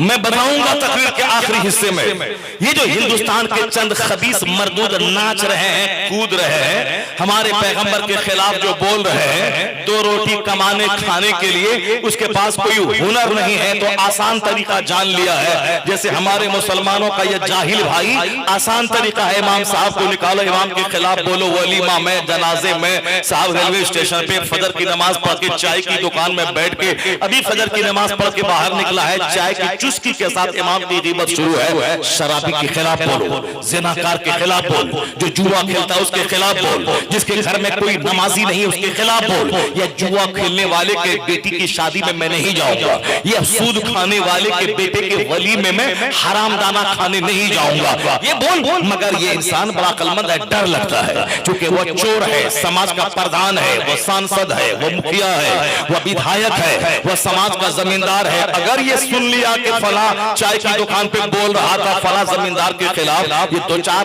तमाचा मार के चेहरा लाल कर देगा, फिर नानी मरेगी कभी शिकायत करेगा, क्योंकि मौलाना साहब कमजोर है इसीलिए से सब ग़ीबत करता है। लेकिन जहां 5 मौलाना मिलकर यूनियन बनाया और जहां पता चला कि एक बुढ़ा चाय की दुकान पे इमाम के खिलाफ बोल रहा था, वो रास्ते में जहां गर्दनियां दिया, 2-4 फाइट मारा ये 5 जवान इमाम, फिर किसी बुढ़े की नानी मरेगी, वो मस्जिद से बाहर निकल के फजर के बाद वो शिकायत करेगा। मगर ये काम कोई मौलाना करेगा नहीं, इसलिए नहीं करेगा कि मौलाना फिरऔन का वारिस नहीं है, मौलाना मुस्तफा का नाइब है। हमारे पैगंबर गाली सुन के भी दुआएं देते थे, इसलिए पैगंबर का ये नाइब तुम्हारी गाली सुनकर तेरे जहन्नमी होने की बद्दुआ नहीं करता, कहता अल्लाहुम्मा अग़फिरली वले वालिदैया वले जमीइल मुस्लिमीन, सारे मुसलमानों को माफ कर दे, इसलिए कि मुस्तफा का नाइब है, तेरी गाली सुन के भी तेरी जन्नती होने की दुआ करता है।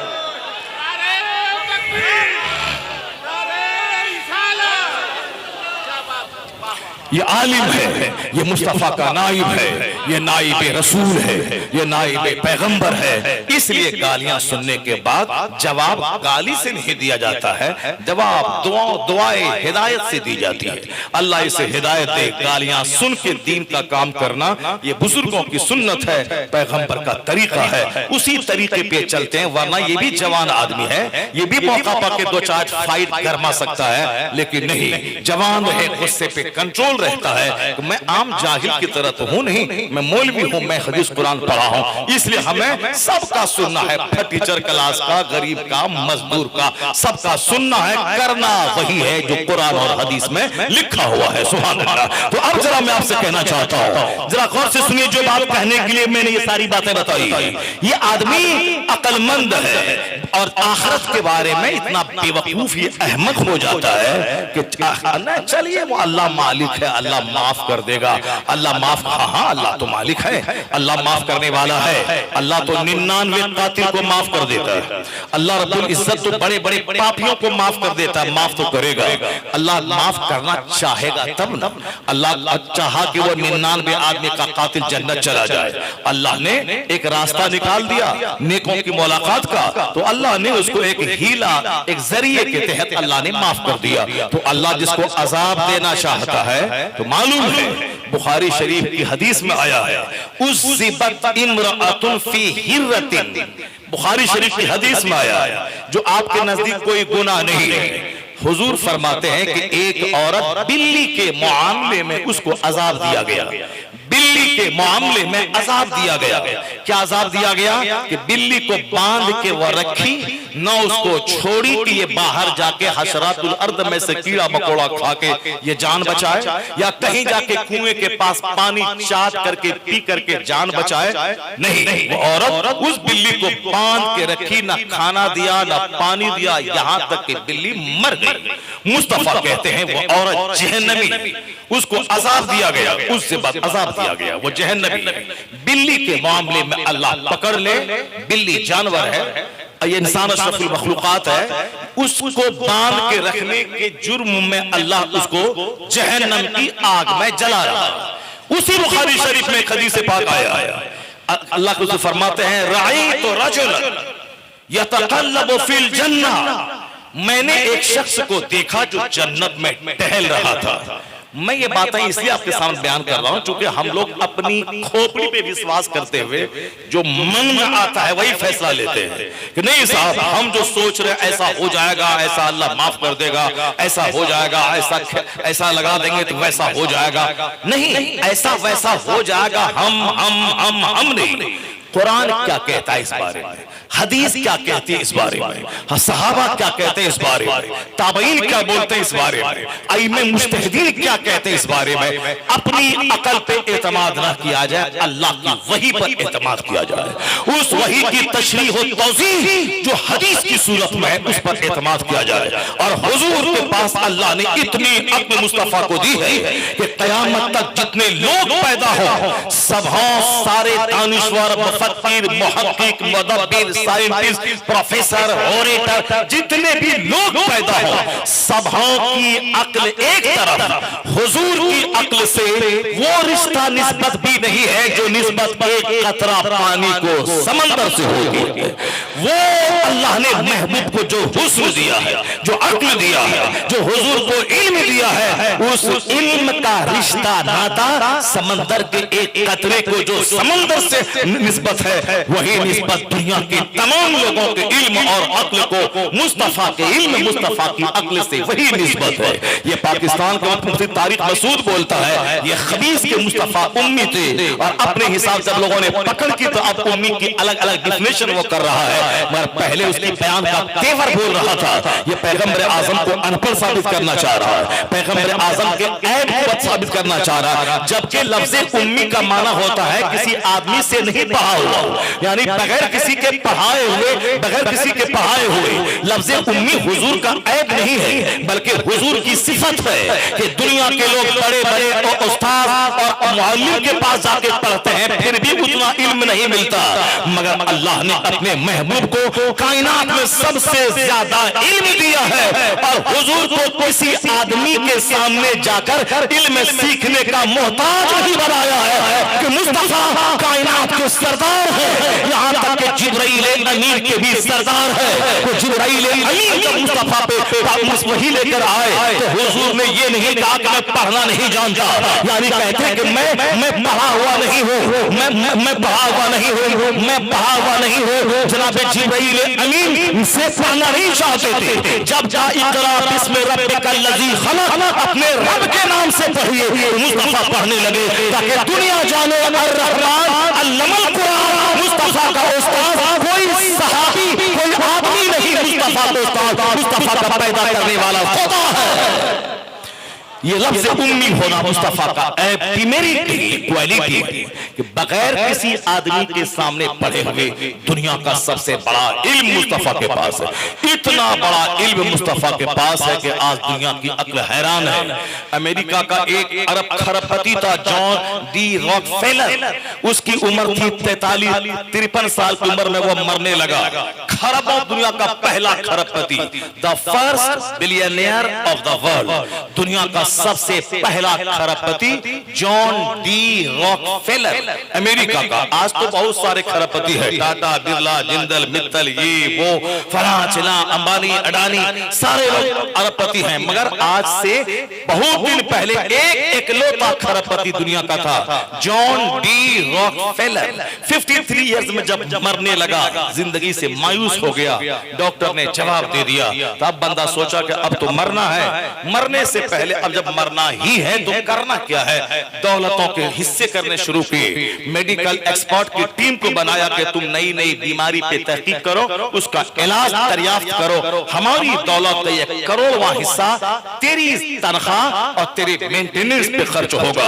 एक हॉस्पिटल खुलवाया, जितने गरीब मिस्कीन माजूर आम आदमी हैं उसका इलाज होगा। मेरी प्रॉपर्टी के इस बिजनेस, इस विंग का खरबों रुपया इसमें खर्च होगा। मरना ही है तो अब साहब गरीबों मिस्किनों में खैरात शुरू किया, राशन के किट भेजने लगे, मेडिकल की टीम बैठा दिया, खतरनाक बीमारी का इलाज ढूंढो, स्कूल खोल दिए, हॉस्पिटल खोल दिया ताकि गरीबों के बच्चे पढ़ें, गरीबों के बच्चों का शानदार इलाज इस हॉस्पिटल में हो। गरीबों मिस्किनों के लिए प्रॉपर्टी वक्फ करना शुरू किया। मरना तो है ही, चलो कुछ अच्छा काम करके मरे, सदकात करना शुरू किया। 2-4 महीने के बाद इधर वो खैरात कर रहा था खरबों रुपया, उधर अंदर की बीमारी दूर हो रही थी। 3-4 महीने के बाद जब टेस्ट करवाया तो फ्री फ्रॉम डिजीज, बीमारी से आजाद हो चुका था।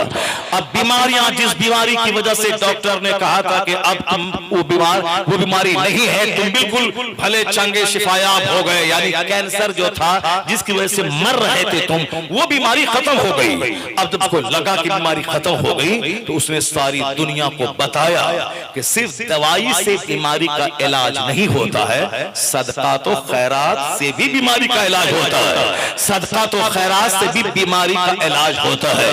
ये पैसा वाले पैसे की जबान जानने वाला, ये साइंसदान विज्ञान की जबान, रिसर्च की जबान, पॉन्डरिंग की जबान, कंटेम्पलेशन की जबान, रिसर्च की जबान, डिस्कवर की जबान, शोध और चिंतन की जबान जानने वाला, वो सदका तो खैरात की ताकत का क्या अंदाजा कर पाए। लेकिन जॉन डी रॉकफेलर ने जब कहा मेरा पर्सनल तजर्बा है कि सदका तो खैरात से, चैरिटी से खतरनाक बीमारी से शिफा मिलती है, सारी दुनिया गवारे कि मेरा पर्सनल तजर्बा है, तो मालूम है इस्लामी दुनिया से आवाज आई, जॉन डी रॉकफेलर जो तेरा पर्सनल तजर्बा, जाती एक्सपेरिमेंट है तेरा कि सदका में ताकत है और गरीबों फकीरों की खिदमत करने से खतरनाक बीमारियों का इलाज होता है, जो तुमने आज तजर्बे से हासिल किया है।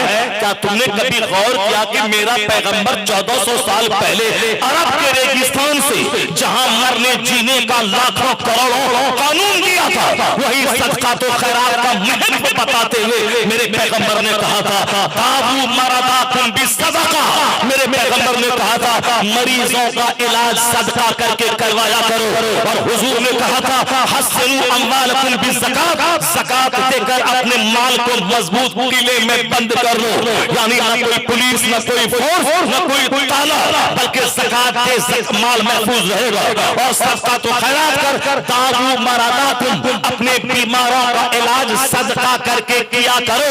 तो आज जब दुनिया ने जब इस बात को सुनी तो पता चला, जहां जॉन डी रॉकफेलर और बड़े बड़े साइंसदानों ने आज चैरिटी का महत्व माना है, ये महत्व वही है जो मुस्तफा ने 1400 साल पहले सदका को इलाज का जरिया बताया है। तो आज साइंसदानों ने कह दिया मुस्तफा सच्चे, मुस्तफा की बात सच्ची, हमारा तजुर्बा बोलता है करोड़ों रुपए से वो शिफा नहीं मिलती जो सदका तो खैरात में जमा दी जाती है। दावू मरादातुम बिस्सदका, मैंने तो सिर्फ एक मिसाल आपको दी है ताकि आप जान जाएं कि दुनिया के सारे अकलमंदों में सबसे बड़े अकलमंद पैगंबर आज़म अलैहिस्सलाम की ज़ात गिरामी। इसलिए आला हजरत ने आज से 100 साल पहले बरेली की जमीन से कहा था, सारे ऊंचों में ऊंचा समझिए जिसे है उस ऊंचे से ऊंचा हमारा नबी। सारे अच्छों में अच्छा समझिए जिसे है उस अच्छे से अच्छा हमारा नबी। बातें हमारी बहुत फैल जाएगी, मैं समेट कर तमहीद मुकम्मल करके फिर मैं तकरीर की तरफ मैं लौट रहा हूं। मैं 2-3 बातें जो आपसे मैं कहना चाहता हूं उसकी तरफ मैं लौट के आता था, मेरी तमहीद खत्म हो जाए। अब आप गौर से सुन ले कि अपने बाल बच्चों की तरबियत नहीं करने वाला, आखिरत और जन्नत की बात अपने घर में नहीं करने वाला, इसीलिए लोगों का विश्वास तो इस पर है कि मेहनत ना करें तो खाएंगे कैसे, लेकिन ये नहीं है कि नमाज ना पढ़ेंगे तो जन्नत जाएंगे कैसे, सच न बोले तो जन्नत जाएंगे कैसे, ये कोई नहीं बोलता। मैं क्या गरीबान थाम के कहता हूं, ए अकलमंद, तू कहता है कि अल्लाह रोजी देने वाला है, लेकिन अगर मैं दुकान ना बैठूं तो रोजी कैसे मिलेगी, मैं खेत में हल नहीं चलाऊं तो रोजी कैसे मिलेगी, मैं बिजनेस नहीं करूं तो रोजी कैसे मिलेगी। जब रज़्ज़ाक़ अल्लाह है, वमा मिन दाब्बतिन फिल अर्द इल्ला अलल्लाहि रिज़्क़ुहा, जमीन पर चलने वाला कोई चौपाया ऐसा नहीं है जिसकी रोजी का जिम्मा अल्लाह ने ना लिया हो। जब अल्लाह ने रोजी का जिम्मा लिया है तो फिर तुम्हें नमाजें छोड़कर 12 घंटे दुकान में रह के तुम कौन सी रोजी तलाश करता है। जब अल्लाह रोजी देने वाला है तो ये बोलता है कि तदबीर तो करनी होगी, तदबीर तो करनी होगी, रोजी देने वाला अल्लाह है, मैंने मान लिया, मगर खेत तो जाना होगा, हल तो जोतना होगा, दुकान में बैठना होगा, 25-30 साल तक स्टडी करनी होगी, कंपटीशन फेस करना होगा, नौकरी मिल जाए तो 60-62 साल तक रोजाना 5 घंटे से लेकर 8 घंटे तक ड्यूटी करनी पड़ेगी, तब जाके मिलेगी तनख्वाह, तब उससे खरीदी जाएगी रोटी, तब बाल बच्चे खाएंगे। अल्लाह देने वाला रोजी है, मगर ये तदबीर, ये हिकमत, ये मेहनत, ये स्ट्रगल, ये जद्दोजहद मुझको करना होगा। काश इसी बात पे गौर कर लिए होते तो आज मस्जिद वीरान नहीं होती, आज खानकाहें नहीं उजड़ती, आज मदरसा वीरान नहीं होता। अगर इसी पॉइंट पे गौर कर लेते कि रोजी देने वाला अल्लाह है, मगर पढ़ना होगा, कंपटीशन फेस करना होगा, दुकान जाना होगा, खेत में जाना होगा, तो बस वहां से मसले का हल हो गया। रोजी देने वाला अल्लाह है, दुकान जाना होगा, दुकान गए बगैर रोजी नहीं मिलेगी। उसी तरह समझ ले कि बख्शने वाला अल्लाह है, जन्नत देने वाला अल्लाह है, मगर बगैर मस्जिद गए हुए बख्शिश नहीं होगी, बगैर नमाज पढ़े बख्शिश नहीं होगी। रज़्ज़ाक़ अल्लाह है, मगर खेत दुकान जाना होगा। उसी तरह बख्शने वाला अल्लाह है, अल्लाह के कानून पर अमल करते हुए मस्जिद जाना होगा, आलिम के पास बैठना होगा, दीन सुनना होगा, नमाज पढ़नी होगी, रोजा रखना होगा, ज़कात देना होगा, हज करना होगा, हराम से बचना होगा। जिस तरह खेत गए बगैर रोजी नहीं मिलती तो कब मस्जिद गए बगैर बख्शिश भी नहीं मिलती। मगर चूंकि यहाँ शैतान ने पाठ पढ़ा दिया है, ये रोजी है, नहीं जाओगे दुकान तो मर जाओगे, तो शैतान को हटा के ये बात भी तो दिल को समझाते थे, फजर जोहर असर मगरिब में मस्जिद नहीं जाओगे तो बख्शिश नहीं होगी। हुजूर ने कहा है कि जो जानबूझकर नमाज छोड़ दे फकद कफर, उसने कुफ्र किया। वह कुफ्र के करीब पहुंच गया। मन तरका सलात मुतअम्मदन फक़द कफर, साफ लफ्जों में आया है हदीस पाक में, जिसने जानबूझ के नमाज तर्क करे उसने कुफ्र किया। और शारहीन हदीस ने कहा है कि जब तक नमाज को फर्ज समझता है, जिस दिन बोलेगा कि नमाज फर्ज नहीं है तो काफिर तो हो ही जाएगा, लेकिन जब तक फर्ज समझता है कुफ्र के करीब पहुंच गया है। किसी भी दिन ईमान का जनाजा निकल सकता है, मगर जब तक वह फर्जियत का मुनकिर नहीं है उस पर कुफ्र का फतवा नहीं लगेगा। और हदीस का तेवर पढ़े तो सीना हिल जाएगा। हुजूर फरमाते बैनर अब्द वल कुफ्र तर्कुस सलात। मुस्लिम शरीफ हदीस में एक मुसलमान एक काफिर के दरमियान जो चीज फर्क पैदा करती है वो तर्क नमाज है। नमाज पढ़ने वाला मोमिन, नमाज तर्क करने वाला काफिर, ये हदीस का जाहिरी तेवर जो बता रहा है, तेवर बता रहा। और क़यामत के दिन सबसे पहला सवाल जो होगा वो नमाज का होगा। तिर्मिज़ी की हदीस में आया है इन्ना अव्वल मा युहासबु बिल अब्द यौमल क़यामति सलात। क़यामत के दिन सबसे पहला सवाल नमाज का होगा। अगर बंदा जवाब दे दिया तो अफलह, कामयाब हो गया। जवाब नहीं दिया तो हुजूर कहते हैं फक़द खाबा व खसिर, व हिलाक और तबाह हो, बर्बाद हो गया। हुजूर तो ये कहते पता नहीं ये आदमी मुसलमान कहां से कौन सी थ्योरी लेके चला आया है कि नहीं वो बगैर नमाज पढ़े हुए भी काम चल जाएगा, नात पढ़िए जन्नत मिल जाएगी, और उसके बाद साहब को बताशा पे फातिहा हर जुम्मत को दिलाइए जन्नत मिल जाएगी, और अगरबत्ती और लुहबान सुलगाइए जन्नत मिल जाएगी। अब मजार पे डेली जाइए जन्नत मिल जाएगी। मजार पे जाइए जन्नत मिल जाएगी कौन बोला? ये तो तुम्हारा मन बोलता है या तुम्हारा पीर साहब कहता है। पर हुजूर कहते हैं कि जो बेनमाजी है उसका हश्र फिरौन के साथ होगा। मुस्नद अहमद की रिवायत है कि बेनमाजी का हश्र फिरौन के साथ होगा, हामान के साथ होगा, कारून के साथ होगा, उमैया इब्न खल्फ के साथ होगा। ये चारों घटिया किस्म के काफिर का नाम लिया गया है। फिरौन के साथ, हामान के साथ, कारून के साथ, उमैया इब्न खल्फ के साथ। ये हदीस क्यों नहीं पढ़ता है? ये हदीस क्यों नहीं पढ़ता कि सीना फट जाए, यहां से आंसू के कतरे निकल के आंख के रास्ते से बह जाए और आदमी तो पक्का नमाजी हो जाए कि साहब वो इतना रोए कि अल्लाह की रहमतों को प्यार आ जाए। जो उसके गुनाह हुए हैं अल्लाह अपने फजल से उसको माफ कर दे। लेकिन ये जो बताशा और शकरपाला लेके बैठेगा और हिरनी का बाल लेके बैठेगा और मजार की चादर लेके बैठेगा, फिर तो ये डर कहां से पैदा होगा? हाँ, अगर दिल लेके मजार पे जाएगा, जैसे दिल लेके जाएगा तो कहेगा कि जिस कब्र पे मैं हाजिर हूं ये तो 40 साल से इशा के वजू से फजर की नमाज पढ़ा है ये बंदा। तो पहले चादर चढ़ाने का ख्याल बाद में आएगा। ये ख्याल आएगा कि या अल्लाह इस वली की नमाज की पाबंदी का वास्ता है, मुझे भी नमाज का पाबंद बना दे। मालूम है कोई बेटा बेटी नहीं भी मांगेगा अगर नमाज और तकवा की दौलत तुमने अल्लाह से उनके किरदार के वसीले से मांगी। ए अल्लाह इस वली का वास्ता है जिस 40 साल से इशा के वजू से फजर की नमाज अदा की, उसकी नमाज की पाबंदी का वास्ता है। या अल्लाह मुझे भी नमाजों का पाबंद, सफर में हजर में नमाज का पाबंद बना दे। अगर ये दुआ दिल से निकली तो अल्लाह नमाजी भी बना देगा, तौबा इस्तिगफार करने की तौफीक अता कर देगा। और जो तेरे दिल में है दुनियावी मुसीबतों के दूर करने की मुरादें, बिन मांगे वो मुरादों को अल्लाह अता कर देगा। बिन मांगे वो मुरादें अल्लाह अता कर देगा। आप औंग रहे हैं, आप बहुत गौर से सुनते थे तकरीर, आप औंग रहे हैं, जरा जोर से बोल दिए सुभान अल्लाह। आप लोग हाथ उठा के बोलिए ला इलाहा इल्लल्लाह। अभी तकरीर आपने सुनी, कहा तकरीर का चैप्टर मेरा कहाँ खुला है? अभी मैंने तकरीर की तो तमहीद हो रही कि दीन इस्लाम की बातें जब तक आप बच्चों को बताएंगे नहीं, उस वक्त तक आपका बच्चा दीन कैसे सीखेगा, अल्लाह का डर कैसे पैदा होगा, कयामत की सोच कैसे पैदा होगी। एक बच्चा अलीगढ़ में पढ़ता था, जब भी उसकी माँ फोन करे बोले बेटा, तो साथी बोलता था क्लास का पार्टनर, वो तो नमाज पढ़ रहा है। फिर जब भी फोन करे अरे वो तो शाम के टाइम में सूरह मुल्क पढ़ रहा है। अभी कहा है कहा वो तो सूरह यासीन पढ़ने के लिए बैठा हुआ है, वो तो मुसल्ले पे दरूद पढ़ रहा है। माँ बाप सोचने लगे कि ये मेरा बेटा, मैं उसको डॉक्टर बनाने भेजा हूँ और ये जब भी पूछता हूँ बोलता हूँ तस्बीह लेके बैठा है, दरूद लेके बैठा है, सूरह मुल्क लेके बैठा है, सूरह दुखान लेके बैठा है। आखिर ये क्या है? जो उन्होंने बाप सोचने लगे मैं इसको मौलवी साहब बनने के लिए अलीगढ़ भेजा हूँ या डॉक्टर बनने के लिए भेजा हूँ। लेकिन मालूम है कुरान पढ़ने की बरकत से उनका सबक इतना ज्यादा याद होता था कि दूसरा दूसरा साथी जो 10 घंटे में याद करता था वो 1 घंटे में याद कर लेता था।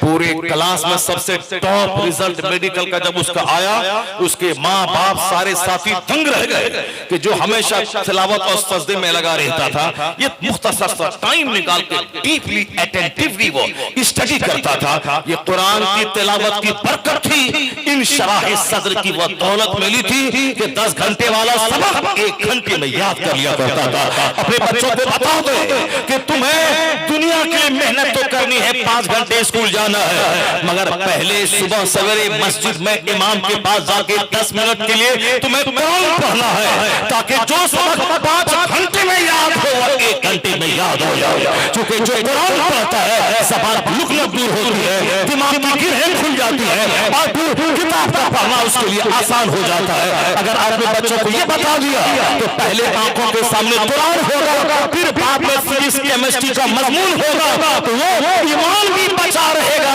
और साइंटिस्ट बन के हलाल रोजी भी कमा के यहाँ भी इज्जत से रहेगा, मरने के बाद मुस्तफा की जन्नत में पहुंच जाएगा।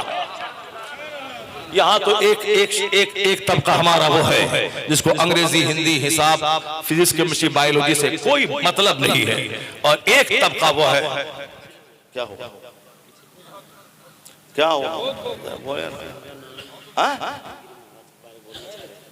हिमगिरी। हाँ हाँ बात आएगी, बोल देंगे, मगर जो करोड़ों की कीमती बात बोल रहे हैं पहले उसको सुना जाए।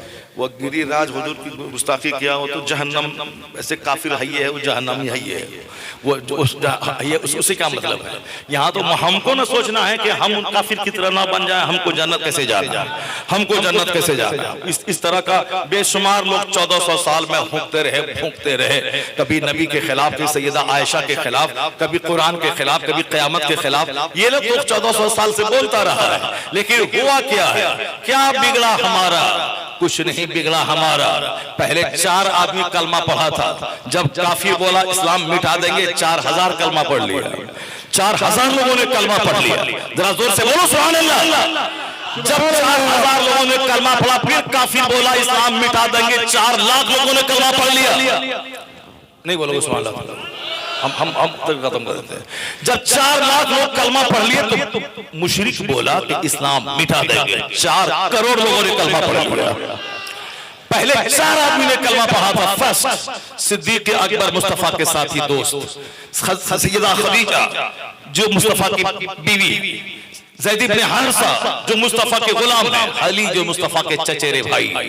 बच्चों में सबसे पहले अली, औरतों में सबसे पहले सैयदा खदीजा, मर्दों में सबसे पहले सिद्दीक अकबर, गुलामों में सबसे पहले ज़ैद इब्न हारिसा। ये तरतीब है। अब पहले इसमें से कौन कलमा पढ़ा? ये तो सबसे पहले सैयदा खदीजा रज़ियल्लाहु ताला अन्हा कलमा पढ़ी है सबसे पहले, मगर चूंकि तरतीब में है कि औरतों में पहले, मर्दों में पहले, सबसे पहले 4 लोगों ने कलमा पढ़ा। 3 साल तक 40 की तादाद नहीं पहुंची, लेकिन जैसे काफिरों में खबर पहुंची, लोगों ने कहा कि अब मुसलमानों को मार देंगे, इसकी बढ़ती हुई तादाद को घटा देंगे। 4 लाख लोगों ने कलमा पढ़ा। सरकार के विसाल के बाद सारे दुश्मन एक हो गए, कहा अब तो इनका रहबर और रहनुमा नहीं रहा, अब इस्लाम की ईंट से ईंट बचा देंगे। मगर हुजूर ने सिद्दीक, उमर, उस्मान अपने चारों खुलफा की ऐसी मजबूत टीम बना दी कि सब मुस्तफा की जानशीनी का वो हक अदा किया। इस्लाम कमजोर रहे, इस्लाम का दायरा वसी होता चला गया।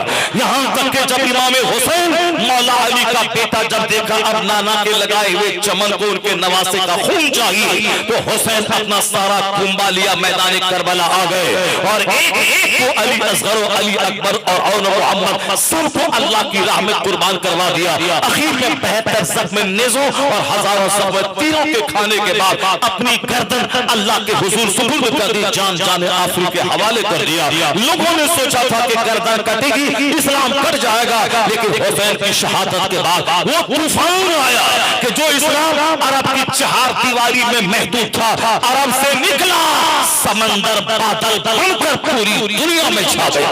इस्लाम हिंदुस्तान आ गया, स्पेन आ गया, यूरोप आ गया, अफ्रीका चला गया। ऑस्ट्रेलिया चला गया, पूरी दुनिया में इस्लाम फैल गया। और फिर जब आवाज आगे पहुंची, हिंदुस्तान में इस्लाम आया, यहाँ के दुश्मन नए तैयार हो गए, बोला आगे नहीं बढ़ने देंगे। स्पेन का दुश्मन बोला आगे नहीं बढ़ने देंगे। ये चिल्लाता रहा, ये भूखता रहा, ये प्लान बनाता रहा, मुसलमानों को शहीद करता रहा, मुसलमानों की लीडरों को कैद करता रहा, मदरसों पे हमला करता रहा, और इधर इस्लाम बढ़ता रहा, मुसलमानों की तादाद बढ़ती रही।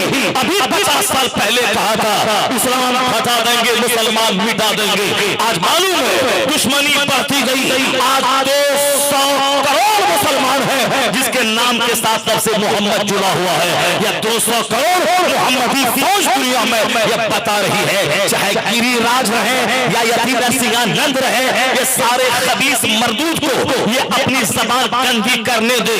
इस्लाम उस सच्चाई का नाम है कि जब जब दुश्मनी बढ़ी है तब तब गुलामान मोहम्मद की तादाद में इजाफा होता चला गया है। नूरे खुदा, नारे रिसालत, शहनशाह बगदाद कॉन्फ्रेंस, नूरे खुदा, अल्लामा मुफ्ती शहरयार खान साहब किबला है नूरे खुदा, अल्लामा मुफ्ती शहरयार खान साहब किबला। फूंकों से चिराग बुझाया न जाएगा। आप फिक्र कीजिए कि कल अगर मैं मर गया तो कब्र में मेरा क्या होगा।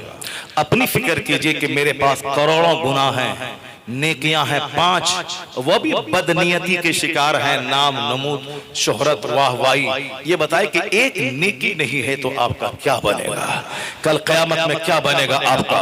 हमारे सरकार शेख बगदाद गौसे आज़म रज़ी अल्लाह तआला अन्हु इस कदर अल्लाह से डरते थे कि मादरजात वली होने के बावजूद आपने सैकड़ों उलमा के पास जाके रात भर चराग में आंख जला के आपने किताबें पढ़ी, मुताला आपने किया।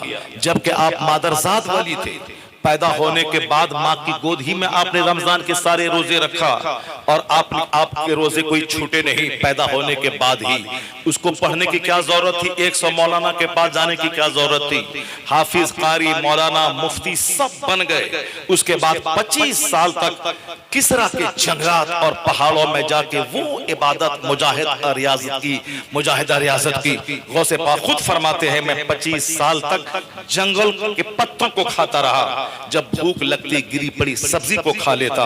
मैं सारे लोगों को पहचानता हूं, जिसने मुझे उस हालत में देखा था सब लोग मुझे मजनू कह रहे थे, लोग मुझे पहचानते नहीं थे।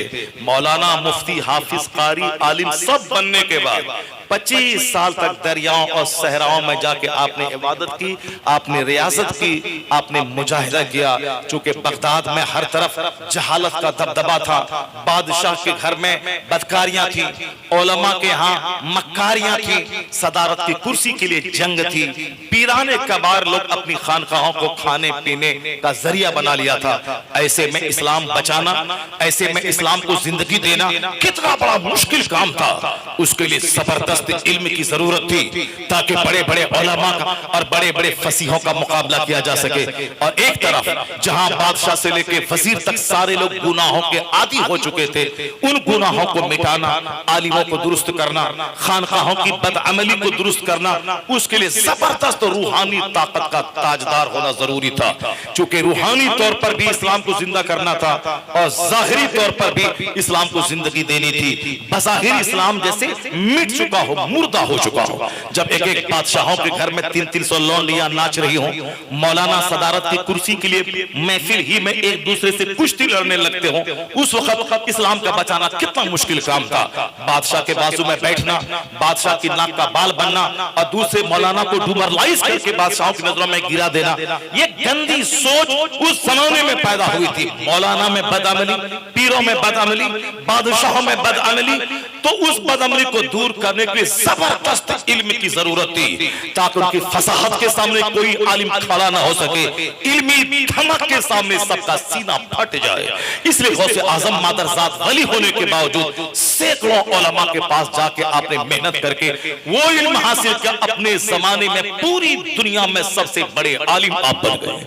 सिर्फ आलिम ही नहीं बनना था बल्कि रूहानी ताकत का ताजदार भी होना था। क्योंकि अब वहां पे जो मादियत परस्त हो चुके थे उनको रूहानी ताकत का जलवा दिखाना था, उसके सीने को मोम बनाने के लिए। उसके लिए गौसे आजम ने आलिम मुफ्ती बनने के बाद 25 साल जंगलों में जाके आपने रियासत की मुजाहिदा किया। ये उन सूखों के सामने मैं बयान कर रहा हूं जो जिसको तोशा कादरिया चाहिए, जिसको मालिदा चाहिए, जिसको गौसे आजम की बिरयानी चाहिए। अल्लाह की कसम बिरयानी मालिदा तोशा खाने से गौसे पाक उतने खुश नहीं होंगे जितने कोई 11वीं के दिन आज वह फातिहा दिलाने के बाद अल्लाह से दुआ करे, मालिक गौसे आजम के सबर का, उनके सच बोलने का वास्ता है कि मुझे भी सच बोलने की तौफीक दे। और वह फातिहा दिला के कसम खा ले कि आज के बाद से चाहे करोड़ों का नुकसान मेरा हो जाए मगर मैं झूठ नहीं बोलूंगा। एक खरब कुंटल बिरयानी बना के नामो नमूद के लिए खिला देने से वो गौसे पाक को खुशी ना होगी। अगर तुमने सच बोलने का अहद किया तो गौसे पाक की रूह कब्र में मुस्कुराएगी और फैजान बगदाद से चलेगा, तेरे घर को मालामाल कर देगा, फैजान चलेगा। बस आखिरी बात सुन लीजिए, आखिरी बात अब सुन ले, मुझे वक्त मेरा हो रहा है, मुझे ट्रेन भी पकड़नी है हमारी। हबीबुल्लाह भाई यहाँ आ गए सिग्नल देने के लिए कि बस ट्रेन का वक्त आपका हो रहा है, कल जहाँ जाना। जब से घबरा गए कि जब 2 घंटे में तमहीद हो रही है तो तकरीर कितने घंटे की होगी, फजर की नमाज तक तकरीर होने लगेगी, ये घबरा के आ गए। तो मैं इन्हें बताना चाहता हूँ कि तमहीद ही तकरीर है, वह 5-10 घंटों की तकरीर का निचोड़ वही है। मैंने क्या नहीं कहा, अब मैं क्या क्या छोड़ दिया। मैंने एक मजमूई नसीहत का गुलदस्ता आपके सामने पेश किया है। तो बकरा ज़बह करना, फातिहा दिला देना ये आसान काम है, गौसे पाक की नमाजों की पैरवी करना ये मुश्किल काम है। 40 साल तक इशा के वजू से आपने फजर की नमाज पढ़ी, 25 साल तक दर्द के पत्तों को आपने खाया। ज़ाहिरी इल्म अब बातिनी इल्म से लैस होके अब बुराई से मुकाबला करने के लिए फील्ड में आ गए।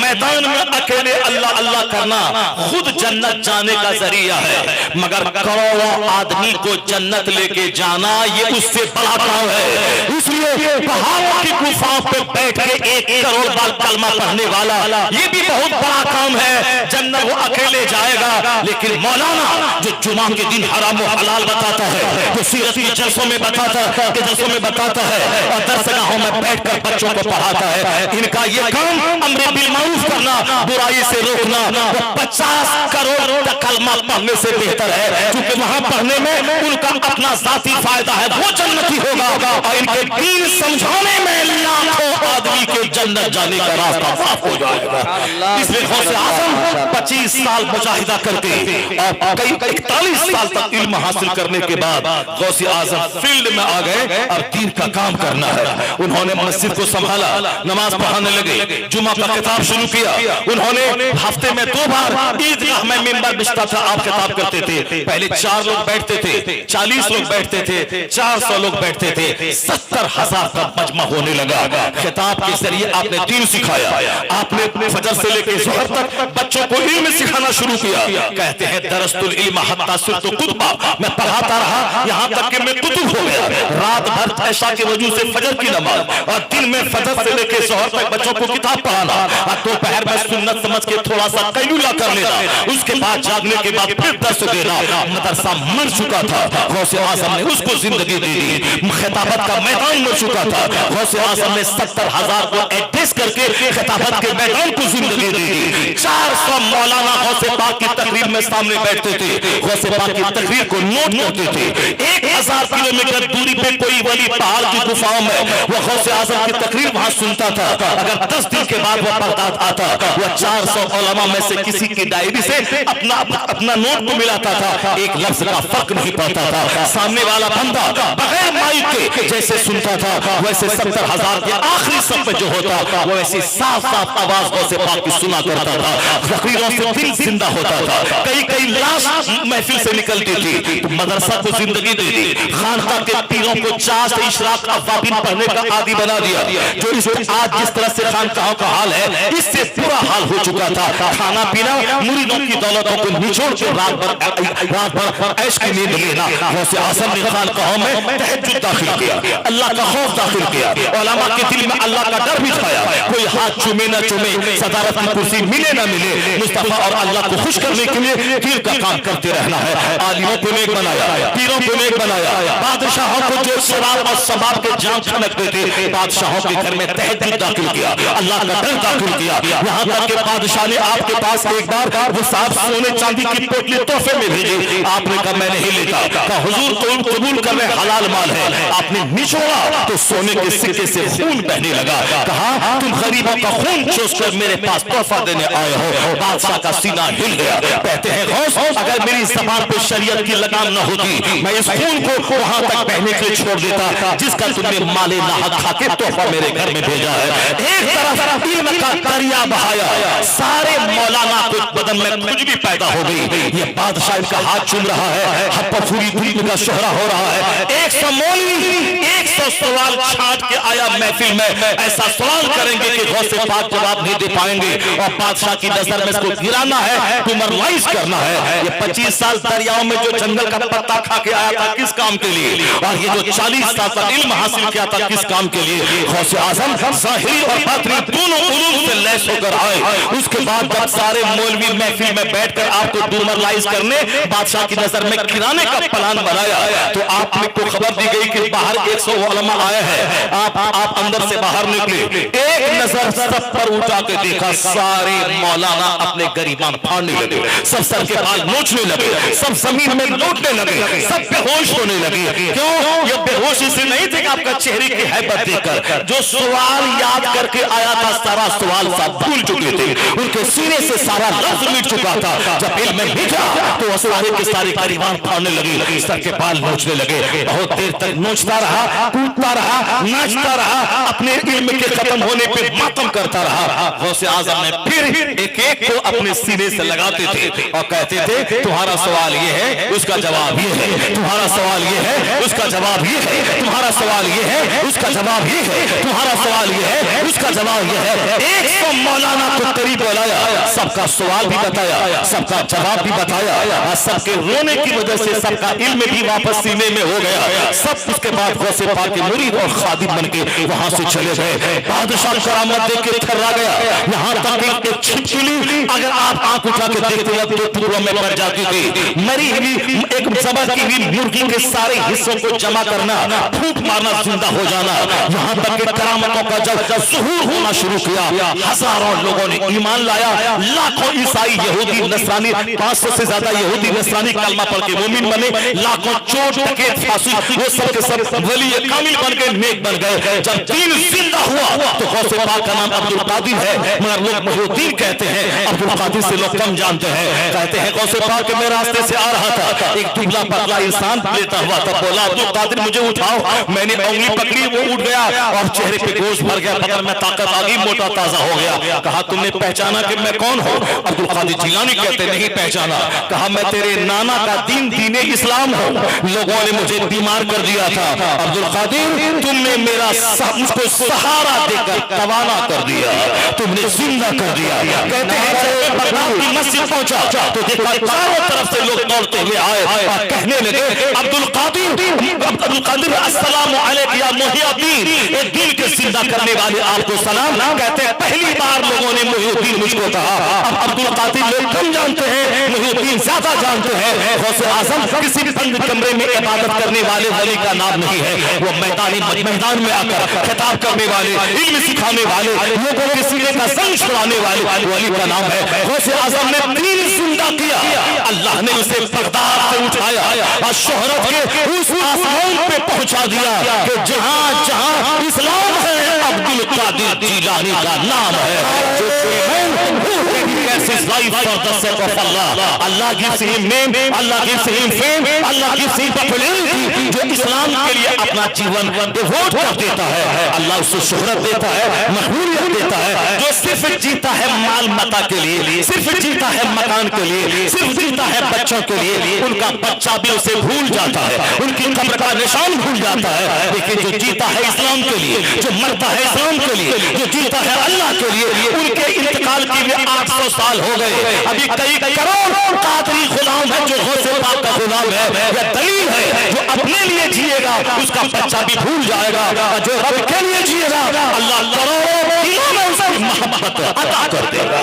नारे तकबीर, नारे रिसालत, फैजाने सरकारे गौसे आजम, फैजाने गरीब नवाज, करामाते गौसे आजम, नारे तकबीर। अपने बाल बच्चों को दीन सिखाइए, अपने बाल बच्चों को दीन सिखाइए, अपने घर में रोजाना क़यामत का चर्चा कीजिए, अपने घर में नमाज का माहौल पैदा कीजिए, अपने घर में तिलावत का माहौल पैदा कीजिए, बच्चों को ग्रेजुएट भी बनाइए, साइंटिस्ट भी बनाइए, मगर आवारा मत बनाइए कि ग्रेजुएट बनने के बाद काफिरों की बेटी के साथ भाग के जन्नत में आग लगा दे।